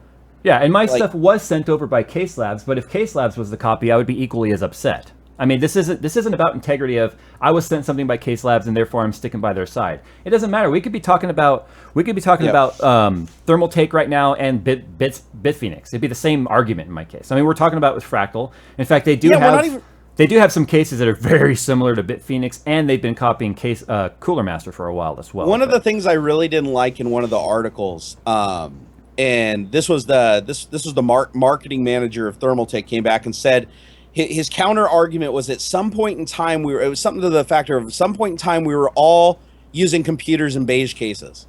Mm-hmm. Oh. And when I read that, I rolled my eyes so hard because because of course all the cases were beige, but that was because everything had to match shitty office equipment. Right. Back then, right? But the cases were still radically different. I remember even back in the 80s, my 286 looked distinctive compared to every other computer. The IBM PS1 and the PS2 looked distinctly different than everything else. You know, it wouldn't be so bad if there wasn't documented history of them buying both cases in question here. That's what put the nail in the coffin, and when it's clear that they were envious of those cases. They made a statement that they wanted to produce something like it, and there's proof that they even purchased them so that they had a point of reference. Yeah, well, you know, and I wish I could have been a fly on the wall in the conversation in 2013 that Kevin at Case Labs is citing, where Shannon from Thermaltake made the comment to them, man, I wish we made cases like this, because that's hearsay. As much as I believe all parties involved here that are upset, that's still hearsay. I wasn't there. I cannot confirm that conversation took place. As much as I wish I could, I can't say that. But all of the evidence at least on the surface, is here. I mean, there's more. There's a lot more to this, guys. It's just like the frozen CPU thing. There's only so much that can be said publicly in terms of legal implications and repercussions, not for me, but for the other sources involved that are confirming a lot of these assumptions. It's one of those things where it's like, God, I feel like Geraldo. Like, I wish I could just throw it all out there and let it land where it lands. But no, and like I told you too, I mean, I'm a little close to this myself because Shannon Robb, the person that everybody's pointing the gun at, is actually a friend of mine. You know, but here's the thing: this doesn't only fall on Shannon Robb, though. Like I said, there's a whole team here that approved this. No, and that's the other thing and the reason why I wanted to say that is one, I think everybody, in the interest of full disclosure, even though I'm technically against this, which doesn't really make a difference, is I'm separating the person from the business. I worked at Microsoft. I did a lot of evil things for Microsoft to secure my job. You're a terrible person. And do things. I was a horrible person. I think I even killed a couple of people while I was there. In the 15 years I was there, I'm not justifying. You killed them with frustration through Windows operation. Yeah, but the thing is, it's like, it sucks when you work for a company that's complacent with doing things like this. And I unfortunately have myself too, but again, there's an integrity issue here. So I'm fighting a thing right now, guys. Myself, Jay knows this. I haven't talked to Shannon since I even learned of this entire situation, but it's tough because, you know, I've gamed with the guy. I met him down at PDX Land. We've stayed in touch. We've never talked about anything. I didn't even know the dude did anything. To be honest, I didn't even really know he worked for Thermaltake until today. And I was like, it's my understanding here, and I wish somebody would correct me if I'm wrong, but I've heard from many sources that not only is he a product manager, he is also their lead case designer, though. And I've heard both too, but I really don't know. I still need to talk to him, but at the same time, it's one of those things where it's like, I'm condemning Thermaltake regardless. Thermaltake regardless. He's a friend, but again, there's integrity involved here, and if he is personally going on record saying that their cases are nothing like the competition, that's got to be a blatant lie, because anybody that works for a case manufacturer is going to know their competitors' products. Yeah. And he's going to know instantaneously what they all look like. He's going to know what the higher selling and the higher value things are going to look like.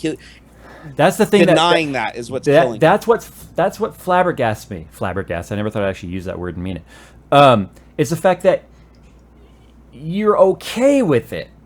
Who is okay with that? You know, I've had multiple conversations actually with many people, both in the industry as well as manufacturers, about this, and manufacturers not even involved at this, just to kind of get their idea of, like, you know, how do you feel about the situation that you're watching unfold? It's just the level of integrity to parade around an entire booth of stolen aesthetics.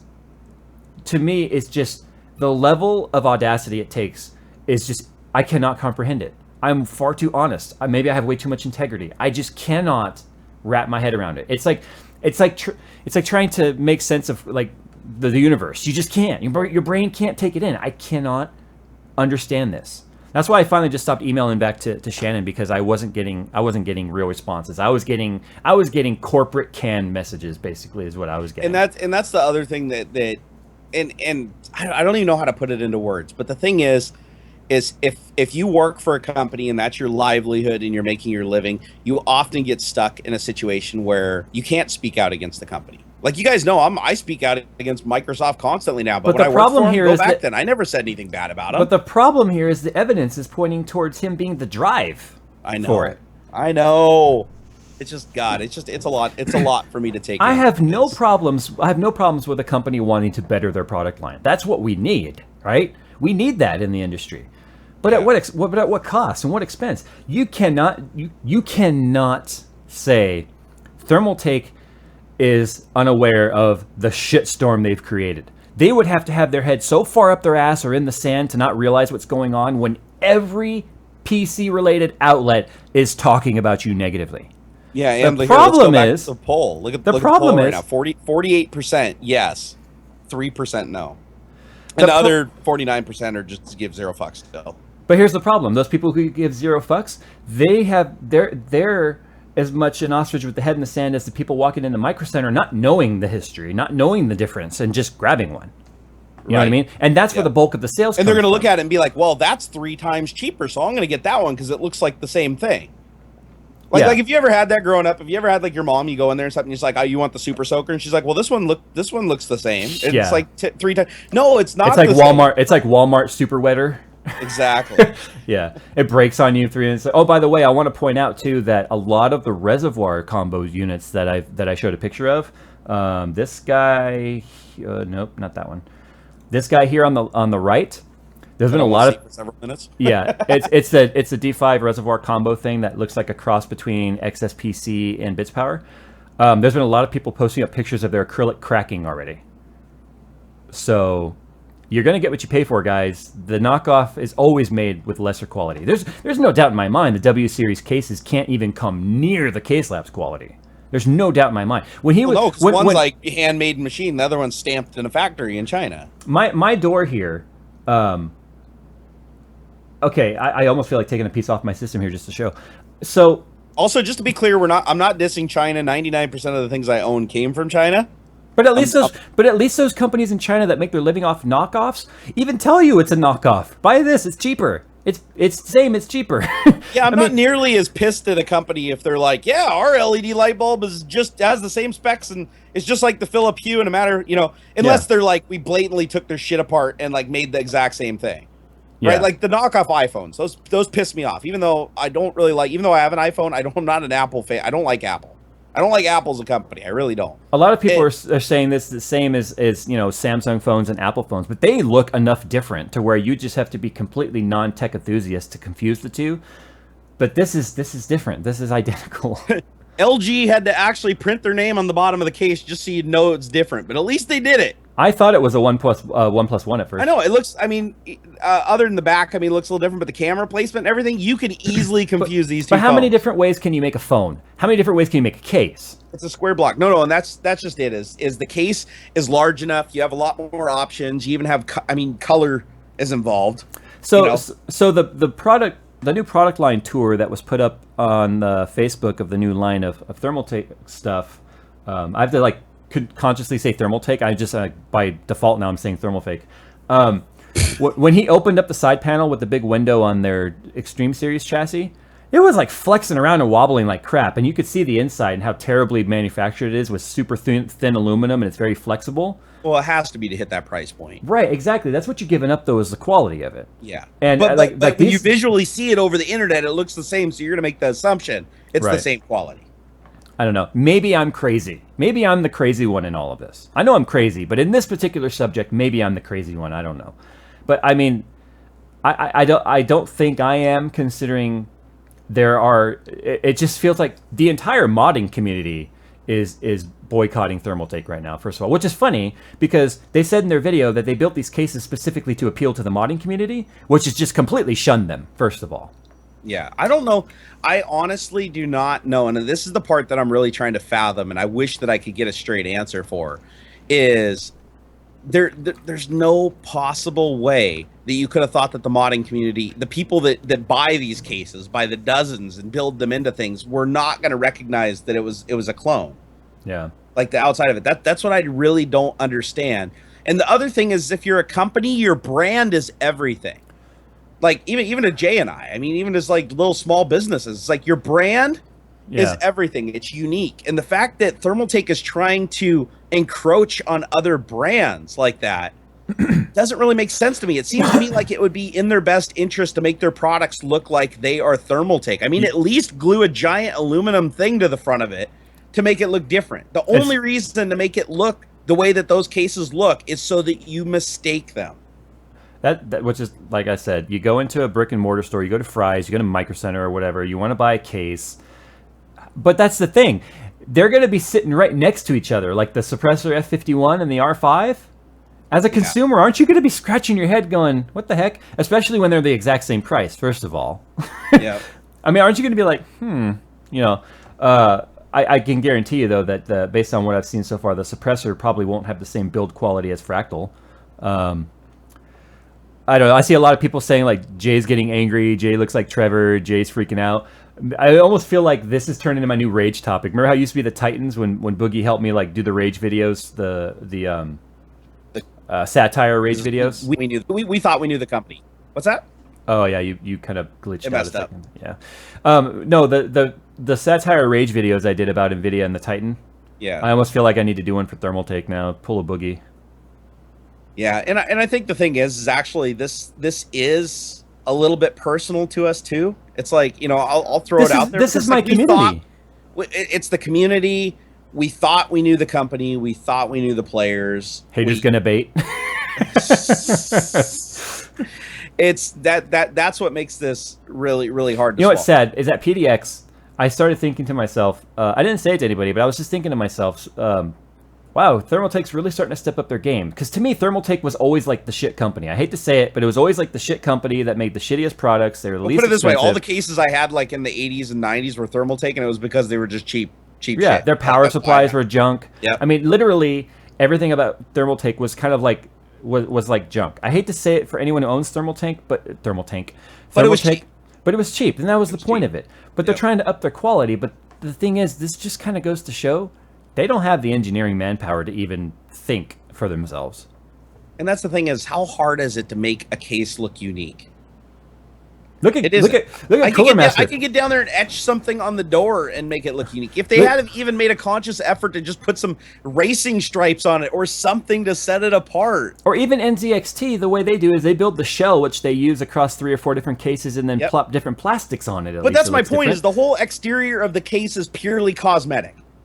It's purely cosmetic. I mean, okay, a hole for a fan, right? Yeah. Move it a centimeter to the left or a centimeter to the right isn't going to make a damn lick of difference. These companies are not designing these in NASA wind tunnels. Yeah. Well, here's my call to action. By the way, a friend sent me a picture of the Thermaltake Research and Design Center. It's just a bank of copy machines.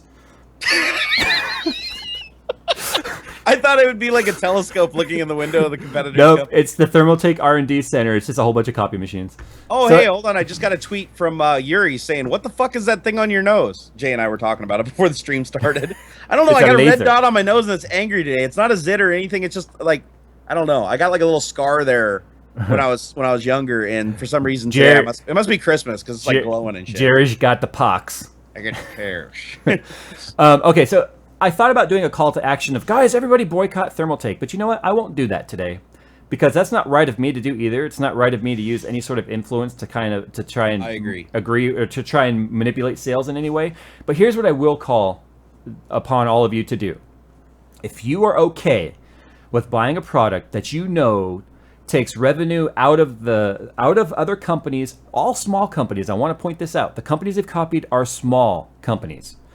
Taking money out of their businesses, out of their paychecks, and out of their families' bank accounts for the sake of buying something that's a little bit cheaper, then Thermaltake is for you. If you are somebody who at least has some integrity in the sense of saying, I don't think it's right for a company to blatantly rip off another company, and I want to stand up, you vote with your wallet, and you don't buy anything from that company. Those are the two options, really. So you may not have a choice because it's cheaper. Well, then look at a different brand in the same price point. But in my opinion, I even wrote an email saying Thermaltake is banned from this channel, by the way. You will never see a Thermaltake review on this channel, which is funny because before Shannon went to Computex, I was supposed to have lunch with him to pick up like a whole shit ton of products to do in here, all of which now we're looking at here, which are copies, which I would have pointed out anyway.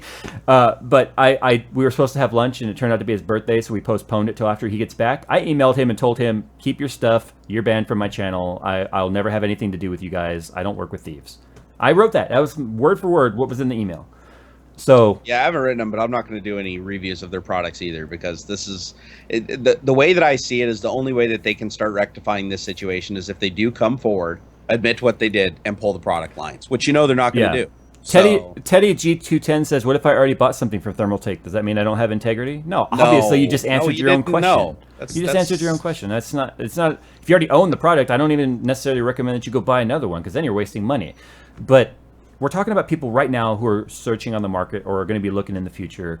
I, for one, won't be buying or reviewing Thermaltake products. I won't use Thermaltake products in customer builds or friend builds that I do. They, as far as I'm concerned, are the knockoff brand that I will have nothing to do with. Yeah, and the other thing is nobody can fault you if you don't have knowledge of something. It's like, what was it that I did like last week or something? I posted a picture of me drinking a Starbucks coffee, and I got like a bunch of hate mail. It's like, you support terrorism or something like that, and I'm like, what the hell are you talking about? Yeah. You know, and it was like there's like some 7th tier tie to like funds moving around through countries or something like that somehow ends up at Starbucks 8,000 times removed. Ming But it's Lord, enough to make, huh? Ming Lord says retractions needed. I'm not sure if they're talking about I need to retract something I said, No, or no, if no, they no. need I to. think they're saying the retraction needs to come from Thermaltake. That'll never happen. No. They've spent probably millions of dollars to get the tooling set up to do these lines of products. So that's not going to happen. That's never going to No, happen. to pull it like a big company like that. I mean, you might think that they have like infinite resources and they can just shut things down and recover.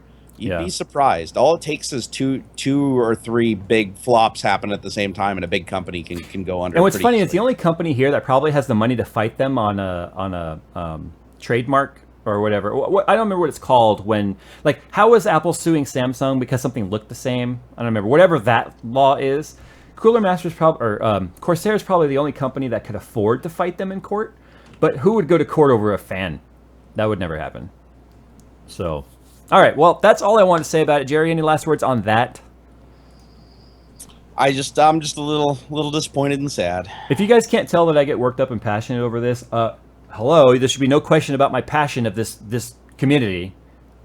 I mean, it's my job now to be passionate about this, and I love everything about PC and modding and communities and buildings and DIY. But damn it, I will never support blatant thievery, which is exactly what this is. So we ran a little long on that topic, which means we didn't get to do much Ask Tech Talk. So if Jerry's okay with it, I'll go for like another 15, 20 minutes to do some of that. That's fine. We can do another 15 minutes for some Ask Tech Talk. Let me go. All right. So we're done. We're done with that. We're hashtagging Thermaltake. We're not the ones who started it. We're just keeping it going. It already started in the modding community. Yeah. If you guys support all of these companies which are being ripped off, and it's not just Case Labs, and it's not just Fractal, it's also NZXT and Corsair and Monsoon and EK, possibly SwiftTech. I still think they might have leased or licensed that. I mean, it's entirely possible that they could have licensed a lot of these things. Those companies may also license their things from a no. Oh, no. I've already talked to the CEOs of these other companies. They So were they all not made their involved. stuff in-house, with the exception of the one. They were not involved. Oh yeah. Wow. They were not Okay, involved. well that makes that like infinitely worse.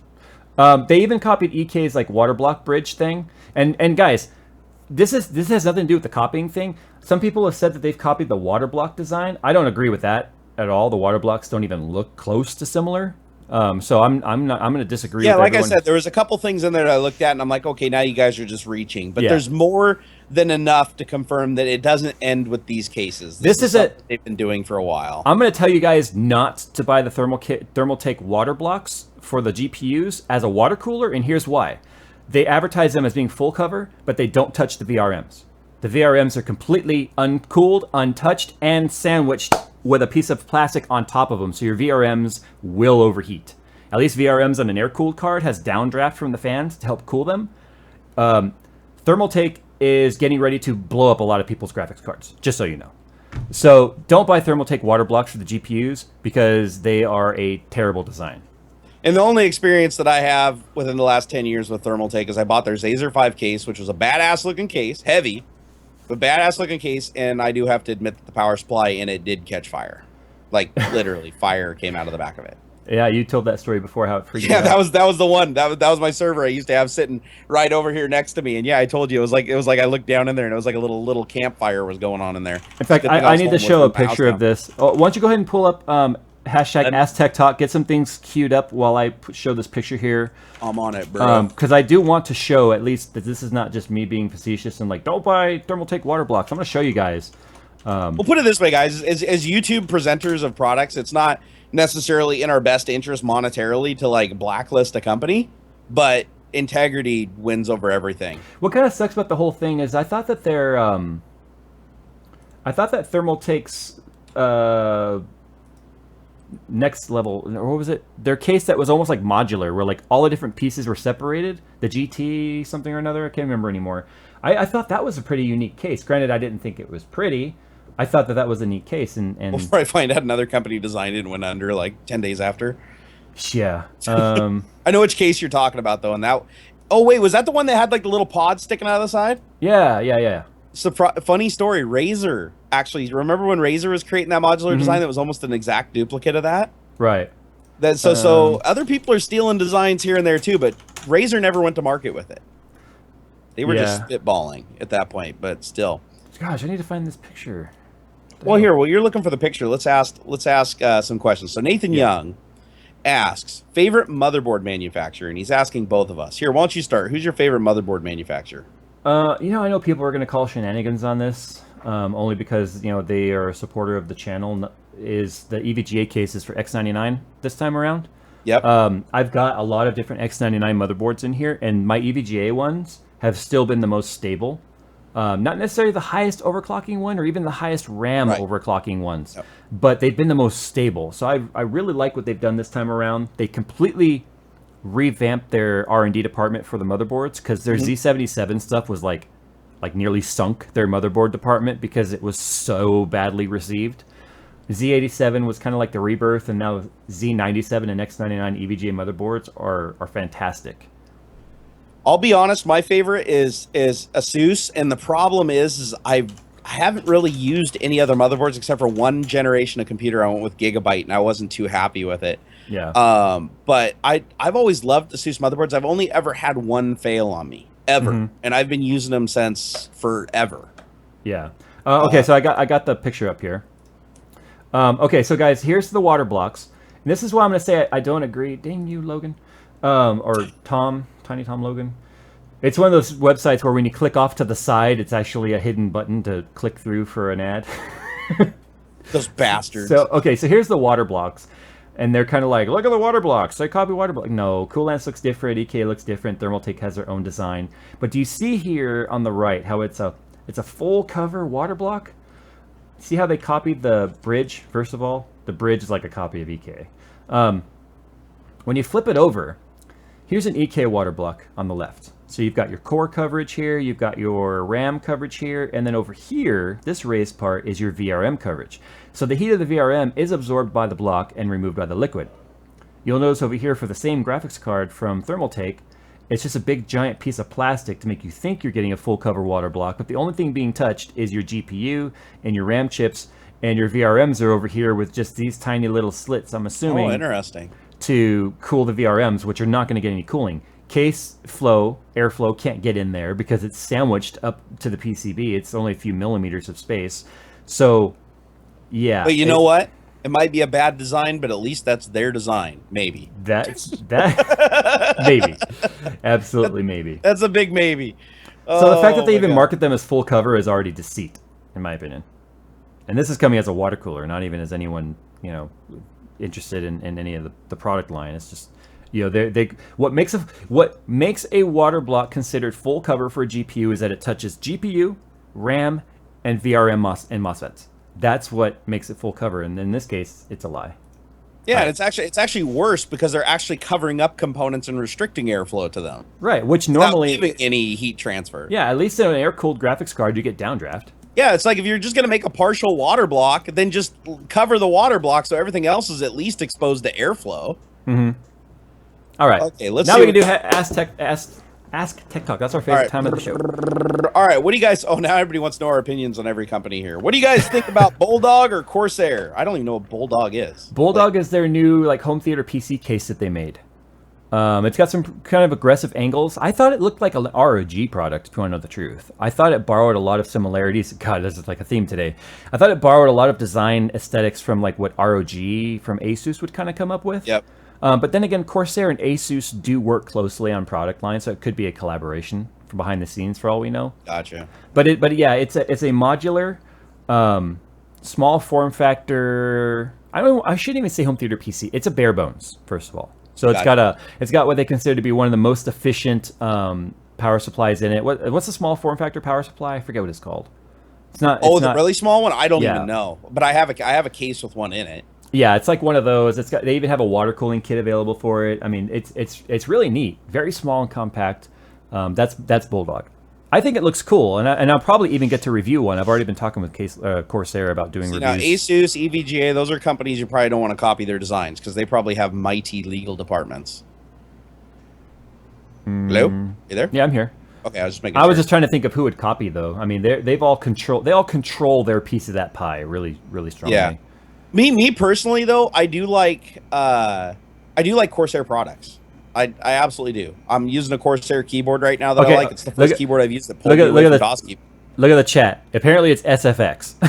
SFX. Oh my god. Somebody said sex. That's awesome. SFX, SFX, sex, just a random sex power supply.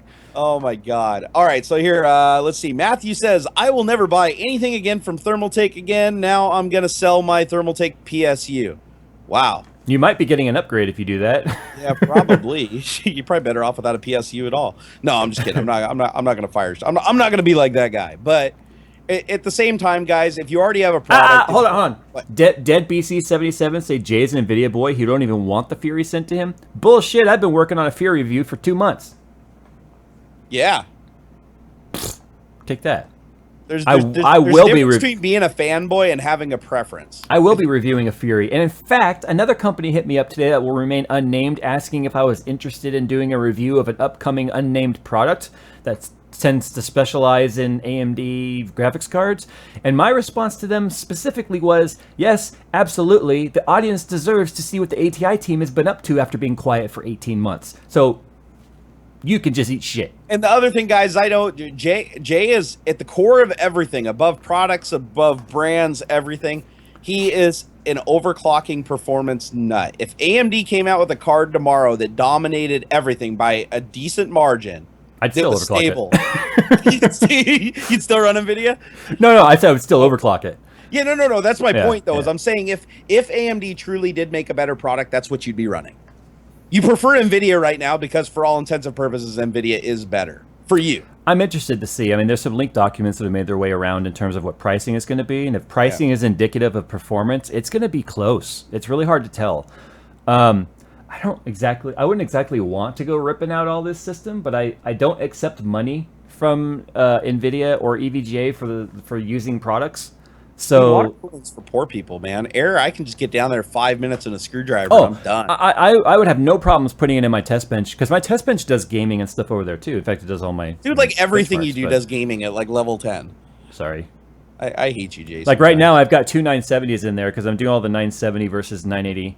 Hey, but I can 3D print a mean creeper from Minecraft or something. You sure as hell can. You went with the PC building channel, I went with the 3D printing channel. Oh.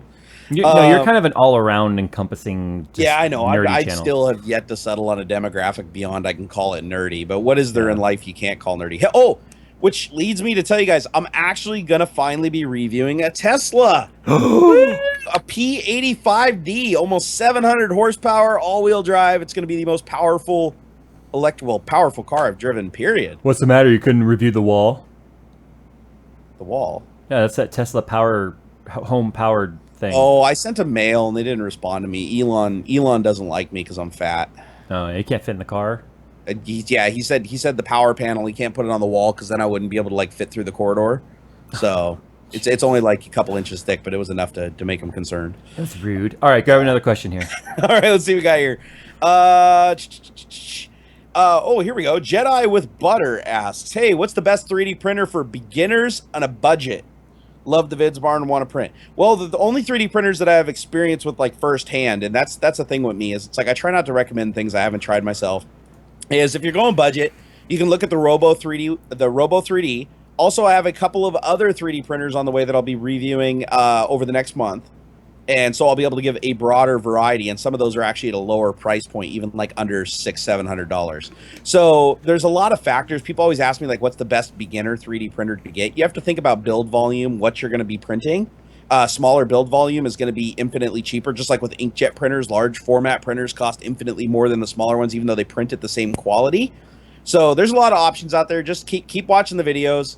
Unless you want to jump on one immediately, I'd say, hey, give the Robo 3D R1 a try. One thing I like about Robo 3D is the first printer they released had a lot of problems with it, and they've corrected a lot of those problems. They listened to a lot of the feedback from me and other people and fixed those. And I'm actually going to be unboxing and starting my review on mine tomorrow, now that I finally got the garage all buttoned up. And I know that was like the longest answer in the world, but I would say wait for me to review a couple more printers and do a couple more videos before making your decision, because every single one of them has distinctive pros and cons. And you just got to figure out which one the pros line up with you the best. I would say that was probably the shortest 3D printing answer you've ever had.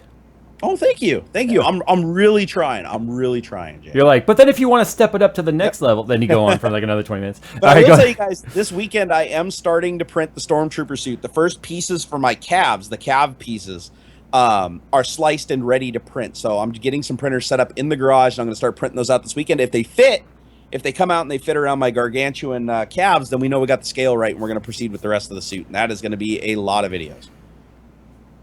Grab one. Grab it. All right. Another question. Oh my god. Oh my god. Okay. Reviews by Gary. We all know old reviews by Gary. God, get it rest, man. You're always wanting our attention. You're always like asking like 20 questions. No, he said, do you think it's possible that any legal action could come out of this? Yes. I think a lot of legal action could come out of this, but the effectiveness of that legal action may suck because because Thermaltake, I believe, is an Asian company, right? Yeah, but Case Labs has already said they cannot and will not pursue this in court simply because they don't have the manpower. Yeah, and even if they could, that's the problem is when you're dealing with a foreign company, worst thing they could do is stop them importing to the United States, which means they'd still be selling it to the rest of the world. I can tell you this right now. I have a couple more Case Labs cases coming in here for some builds I'm doing for one's for a customer and one's for an ITX build for me. Yep. Yeah, like I need another one. They are so slammed with orders right now that they're working like 2 shifts. But that's the thing. I had to wait like a month for mine even back in the day. It's one crew working 2 shifts. That's the thing. They're working like extended hours. And when I was there on a Sunday doing the photo shoot for Skunkworks, there were still guys there working on Sunday in a machine shop.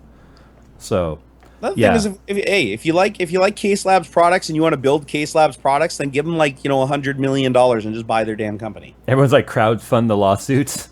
There you go. Actually, that'd be a new one. I don't think I've seen a crowd-funded lawsuit yet. But it still requires a lot of involvement of the plaintiff, and Case Labs doesn't have that kind of time. I don't know what Fractal's response is. I know theirs was just to say they're flattered by the imitation. Well, put it this way: I'm actually pursuing legal action right now against. I even have a police case number open against the person who's going around and impersonating me to all the companies. That person's impersonating everybody, by the way. Yeah. No, this is a different guy. Michael Rosenberg. I got like my own guy. But we found his real phone number. We actually called and talked to him, and hopefully he's watching this because it'll be hilarious for him to find out this way. But we actually called, and I got a company to talk to him so they know it's him. So we got his actual number. We've figured out what his address is. We've already done a drop, so the police are already aware of where he is, and he's taking delivery of these packages. And even with all that evidence, because you have to ship it. You have to ship it and have him take possession of it for it to actually be considered a crime. And we've got everything that we need, and it's still a crime, yet I still have to spend a bunch of my own money. I have to open a case in court. It has to be a civil action first, and then it can turn into whatever the hell but basically, I have to initiate a lawsuit. The police department won't do it because it has to be a loss in excess of like $10,000 for them to even give a shit. But basically, the amount of stuff that you have to do to sue somebody, it's not very simple. And part of it too, though, is it keeps frivolous lawsuits if it's too easy. I think that's the point, is that it keeps the frivolous lawsuits away. But the thing that pisses me off about it is it's like, here's just like in this case, it's like I have all the evidence to prove that this person is impersonating me, that they've stolen my identity, that they've taken possession of things, they've misrepresented me, and they've stolen my brand, and they've even caused defamation of character. Because when companies wouldn't give them stuff, they actually got a little rowdy with them, and then I had to pick up the pieces. So they've done all those things, which are all crimes. You can link them all to RCWs and laws and everything. Yet the police just are not equipped to handle stuff like this when it's not just down the street. It takes a lot more effort when it's and this is national. Imagine international, where you're suing a company that's overseas that has different laws in a different court. One of the people that was impersonating me trying to get review samples was in Switzerland. Yeah, see, my guy, he's just in upstate New York. What I loved is they contacted somebody who I was actually not working with, and they took it upon themselves to look up the correct email for me, email me back, and say, hey, we're just verifying your actual email for this review sample you requested. And I'm like, no, but hey, Galax, can I check out that Hall of Fame anyway? So we ironed that out, and then I ended up getting the Hall of Fame 980 out of it. So it's like, thanks for the inquiry, dude. No, that's the funny thing is I've actually got quite a few new products coming because of this guy. So, but Logan over at Tech Syndicate, they've been after him big time too. Like some of these he told me about his guy. He told me about his guy. His guy's in a different state than my guy. But that is a fancy poop in chat right there. Yeah, he was using. Wow, it is. No, the guy that was that was the first guy that impersonated me. I've had 3 impersonators, but so far this is the only one that hasn't stopped, that continues to be persistent, and that's why I'm pursuing him legally. Yeah. But the first guy, but he's in the States.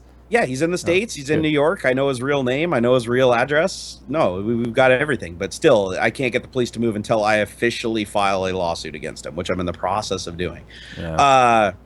But what I was gonna say is the first guy that impersonated me. I'm a nice guy. Okay, I'm gonna try to rectify things easy, as possible. So I sent him a glitter bomb. Is that one that literally explodes when you open up the package? Yeah, it doesn't explode. It's like you open an envelope and then you pull out the letter, and when you unfold the letter, they fold it in such a way that the glitter just blows everywhere, and it's like this really fine glitter that gets embedded into everything. Yeah. So in the letter basically read. But you'll never know if it makes it there, though. No, I did. I actually did. The guy contacted me in email after because I had a company deliver it, so it looked like it came from the actual company.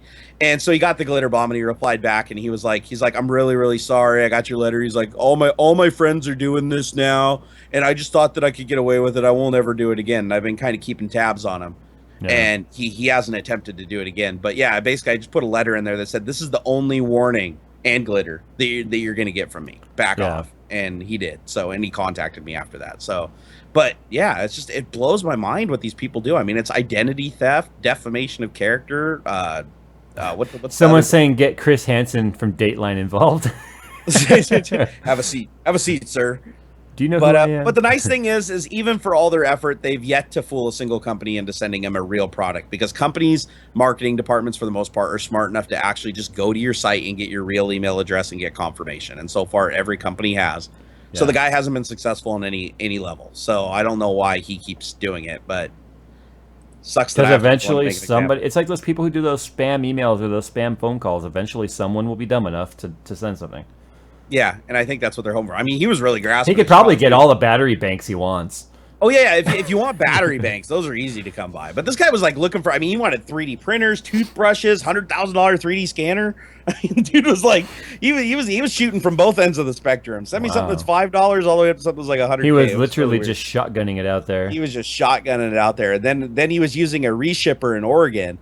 That I had the police freeze his account. Yeah. There, so that they couldn't forward packages to him anymore. So being the dumbass that he is, then he started sending out his real address. Captain Murdoch on chat asked why all these companies that are being copied by Thermaltake don't just band up together and sue them. That's because each one of them have a separate case, and you can't do that. It'd be a different lawsuit for every single product. Yeah, so it's not a class action. It wasn't one product that affected a group of people. Yeah, the other thing is the United States legal system. There's one big flaw with it. It's basically, in most cases, it's he who has the most money wins, and I'll tell you why. Because even if you win, you can lose. Yeah. In court. Because think about it. If I sue a company and I win, let's say I sue the company and I win, and they have to do something or they have to pull a product. What's stopping them from countersuing me over and over and over again? And basically forcing me to represent myself in court, which is my money and my time until they drain me. They'll do it over frivolous. Yeah, exactly. Their lawsuits. Lawsuits say no, they won't win, but they do it to tie up your time. Yeah, big companies even do it to each other all the time. Remember when was it Apple and Samsung? They're still in legal action. Yeah, Apple and Samsung, they just launched frivolous lawsuits against each other over, niggling over patent infringement, and they just go back and forth and attack each other until they finally get to the point where it's like, okay, whoa. We're gonna come to some kind of understanding, because if we keep doing this is mutually assured destruction. You kind of brought up a really important point right there. I don't know why I didn't think about this sooner, but this is why it's also really important to patent your designs. Like, I don't know if Case Labs has a patent on their Moduvent or their FlexBay or their overall design and aesthetic of their case, because you can design the appearance of something. You can design the grill design and all that sort of stuff. If they don't have a patent on it, that's still no reason to steal their design. It's still no reason. I'm not saying it's okay, but I'm saying then there's not really a legal leg to stand on. That's true, because you can't really go sue somebody and say that they copied your design when you don't own your design. Which is also important to keep from someone else going like, I don't want to give anybody any ideas, but patenting something that can then affect the original designer. That's happened too. That's called patent trolling, where you find patents that don't exist for a product that exists and is very popular. You buy the patent, you apply the patent, you pay for the patent fees and licensing. You hold on to the patent for a while, product gets big, and then you basically extort the company that has the thing that you patented that they designed because they never did. Yeah, the guy that owned the MP3 codec that everybody knows and loves actually did that to Microsoft. Yeah. Extorted them for $3.5 billion because Microsoft thought that they had they thought that they had purchased rights to use the MP3 technology, but unfortunately the patent owner that they purchased those rights from was not the actual owner. There was 3 patents issued on it. Yeah. And the guy that owned the oldest patent trumped the other 2. Yeah. And approached Microsoft, but he knew about it for like 10 years. He just waited until it was in every operating system and in every single product we shipped, because there'd be no way to recall. Yep. And so you have to pay. You just have to pay whatever they want, whatever their projected damages are. Yeah, no, the legal system is really fucked up. That's a depressing topic, because it is. There are entire businesses whose entire business plans are patent trolling. No, it's true. They're called lawyers. I'm just And Thermaltake. To found a company just called like Patent Troll Inc. And that's all you do. You just hire people, be like, how good are you at looking through thousands of patents and observing the ones that are owned by people that might have dementia and sell it really cheap? All right, why don't you grab 1 or 2 Ask Tech Talks and let's get out of here. It's hot in this room now. All right, let's see. Some guy says, let's see. Well, here I'll say, Sofa King Cool. So Sofa King Cool. That's that's an awesome name. Said, I got a message on Twitter by an account named JayzTwoCents, and they asked me for my credit card number. Oh, that seems legit. That was me. I sent that. Was that him? Yeah, we're testing you, dude. Let's see. He's legit. You can give it to him. I was testing out LegalZoom.com for a review. Oh, no, was that CreditKarma.com? That one. There you go. Taylor Ames says the game Jerry was thinking about was Plug and Play, the game that I was talking about earlier, where you have to plug shit in. It's like Human Centipede, the plug with plugins. Let's see here. Good Wi-Fi adapter for a tower to recommend. No Ethernet in my new apartment. I don't know anything about Wi-Fi adapters. It's only access points. Just get anything that's wireless AC at this point, and it plugs into PCI Express, and you're good. Yeah, the one thing I will recommend, though, is do research on which ones have the greatest range and channel diversity. Because if you're in an apartment complex, I'm sure there's like 1,000 competing networks. And make sure that you get a good access point that that you can put, like, on a good channel and it's got a good broadcast range. There's like 10 wireless access points in reception range of my house. That's why part of my house is a complete dead zone, because I did a wireless scan. Yep. And like every single channel had a main receiver and transmitter on each channel band, so it was like it's not like I could jump on a different band and get a clear signal. That's true. And I actually had a company, God, what were they called? Well, it wasn't really a company. I mean, it was a Kickstarter, and the guy created a active Wi-Fi antenna that had a 5-mile range. What? Now, I don't know how the hell he's going to get clearance from the FCC to produce this, but he was talking about maybe sending me one to review. And I told him, hey, if it doesn't work as advertised, I'm not reviewing. He's like, you're just a jammer for your neighborhood now? I know. I'm going to just turn it on. Good thing TV's all over cable now, because, oh, my God. Hey, you can turn it on and all the TVs in your neighborhood would start playing Tech Talk. The fillings in my teeth are going to start humming. But could you imagine that? Like, if you had like a Wi-Fi antenna that you could hook up and it give you like 5-mile range, you could literally like drive into town and still like technically be on your Wi-Fi network. You hook it up to those old school TV antennas on the old houses. Oh yeah, one of the big like masts. wing antennas, the masts. Yeah. There you go. Let's see. Last one. Alex Parker said, "Hey, you should water cool your ant miners to heat the water on the bidet." My ant miners are my Bitcoin miners. Then you're gonna scald yourself. Those things will pump it. Yeah, that'll sear the hairs right off your butthole. So guys, I think that about wraps it up. What do you think, Jay? I'm done on the Thermaltake topic unless more things come to light that they've copied, and then I'll just put it out there in a tweet, be like, "Hey guys, this is, thermal fake number 262," and just put it out there. But other than that, I'm kind of done on this topic. I'm not gonna. I think we kind of beat it to death. We gave it. It's up to the community now to take it from here. Yeah, and the other thing is I don't want to be like super judgmental, like you were saying, and say, hey, don't buy from Thermaltake, but definitely take into account what is happening here. Yep. See it for what it is. And honestly, if Thermaltake will actually put out some kind of statement, which I know they won't, but if by some miracle they put out some kind of statement, they actually take some responsibility for stealing the designs and work with those companies to give them reparations for it. But they already have the statement. Should I read it real quick? Yeah, actually, read that statement. It's the one you already saw. Yeah, read this one out loud, because this is the one that really bugged me. This was the one that really made me also want to talk about this topic tonight. Okay, so here was the official statement. As soon as it loads here, it said, "Come on." I like how we're not going to talk about this anymore, and now we're ending with the statement from Thermaltake. I love tech talk. We just kind of just do whatever. This is what we do. Yeah. Whatever. Of course, I'm still not ready. I wasn't even going to read this. Damn it, Jay. I know I'm bad at this. Damn it, I don't have it ready. Fuck. Oh, wait, here it is. Here it is. Got it. He's got it. Okay. Woo.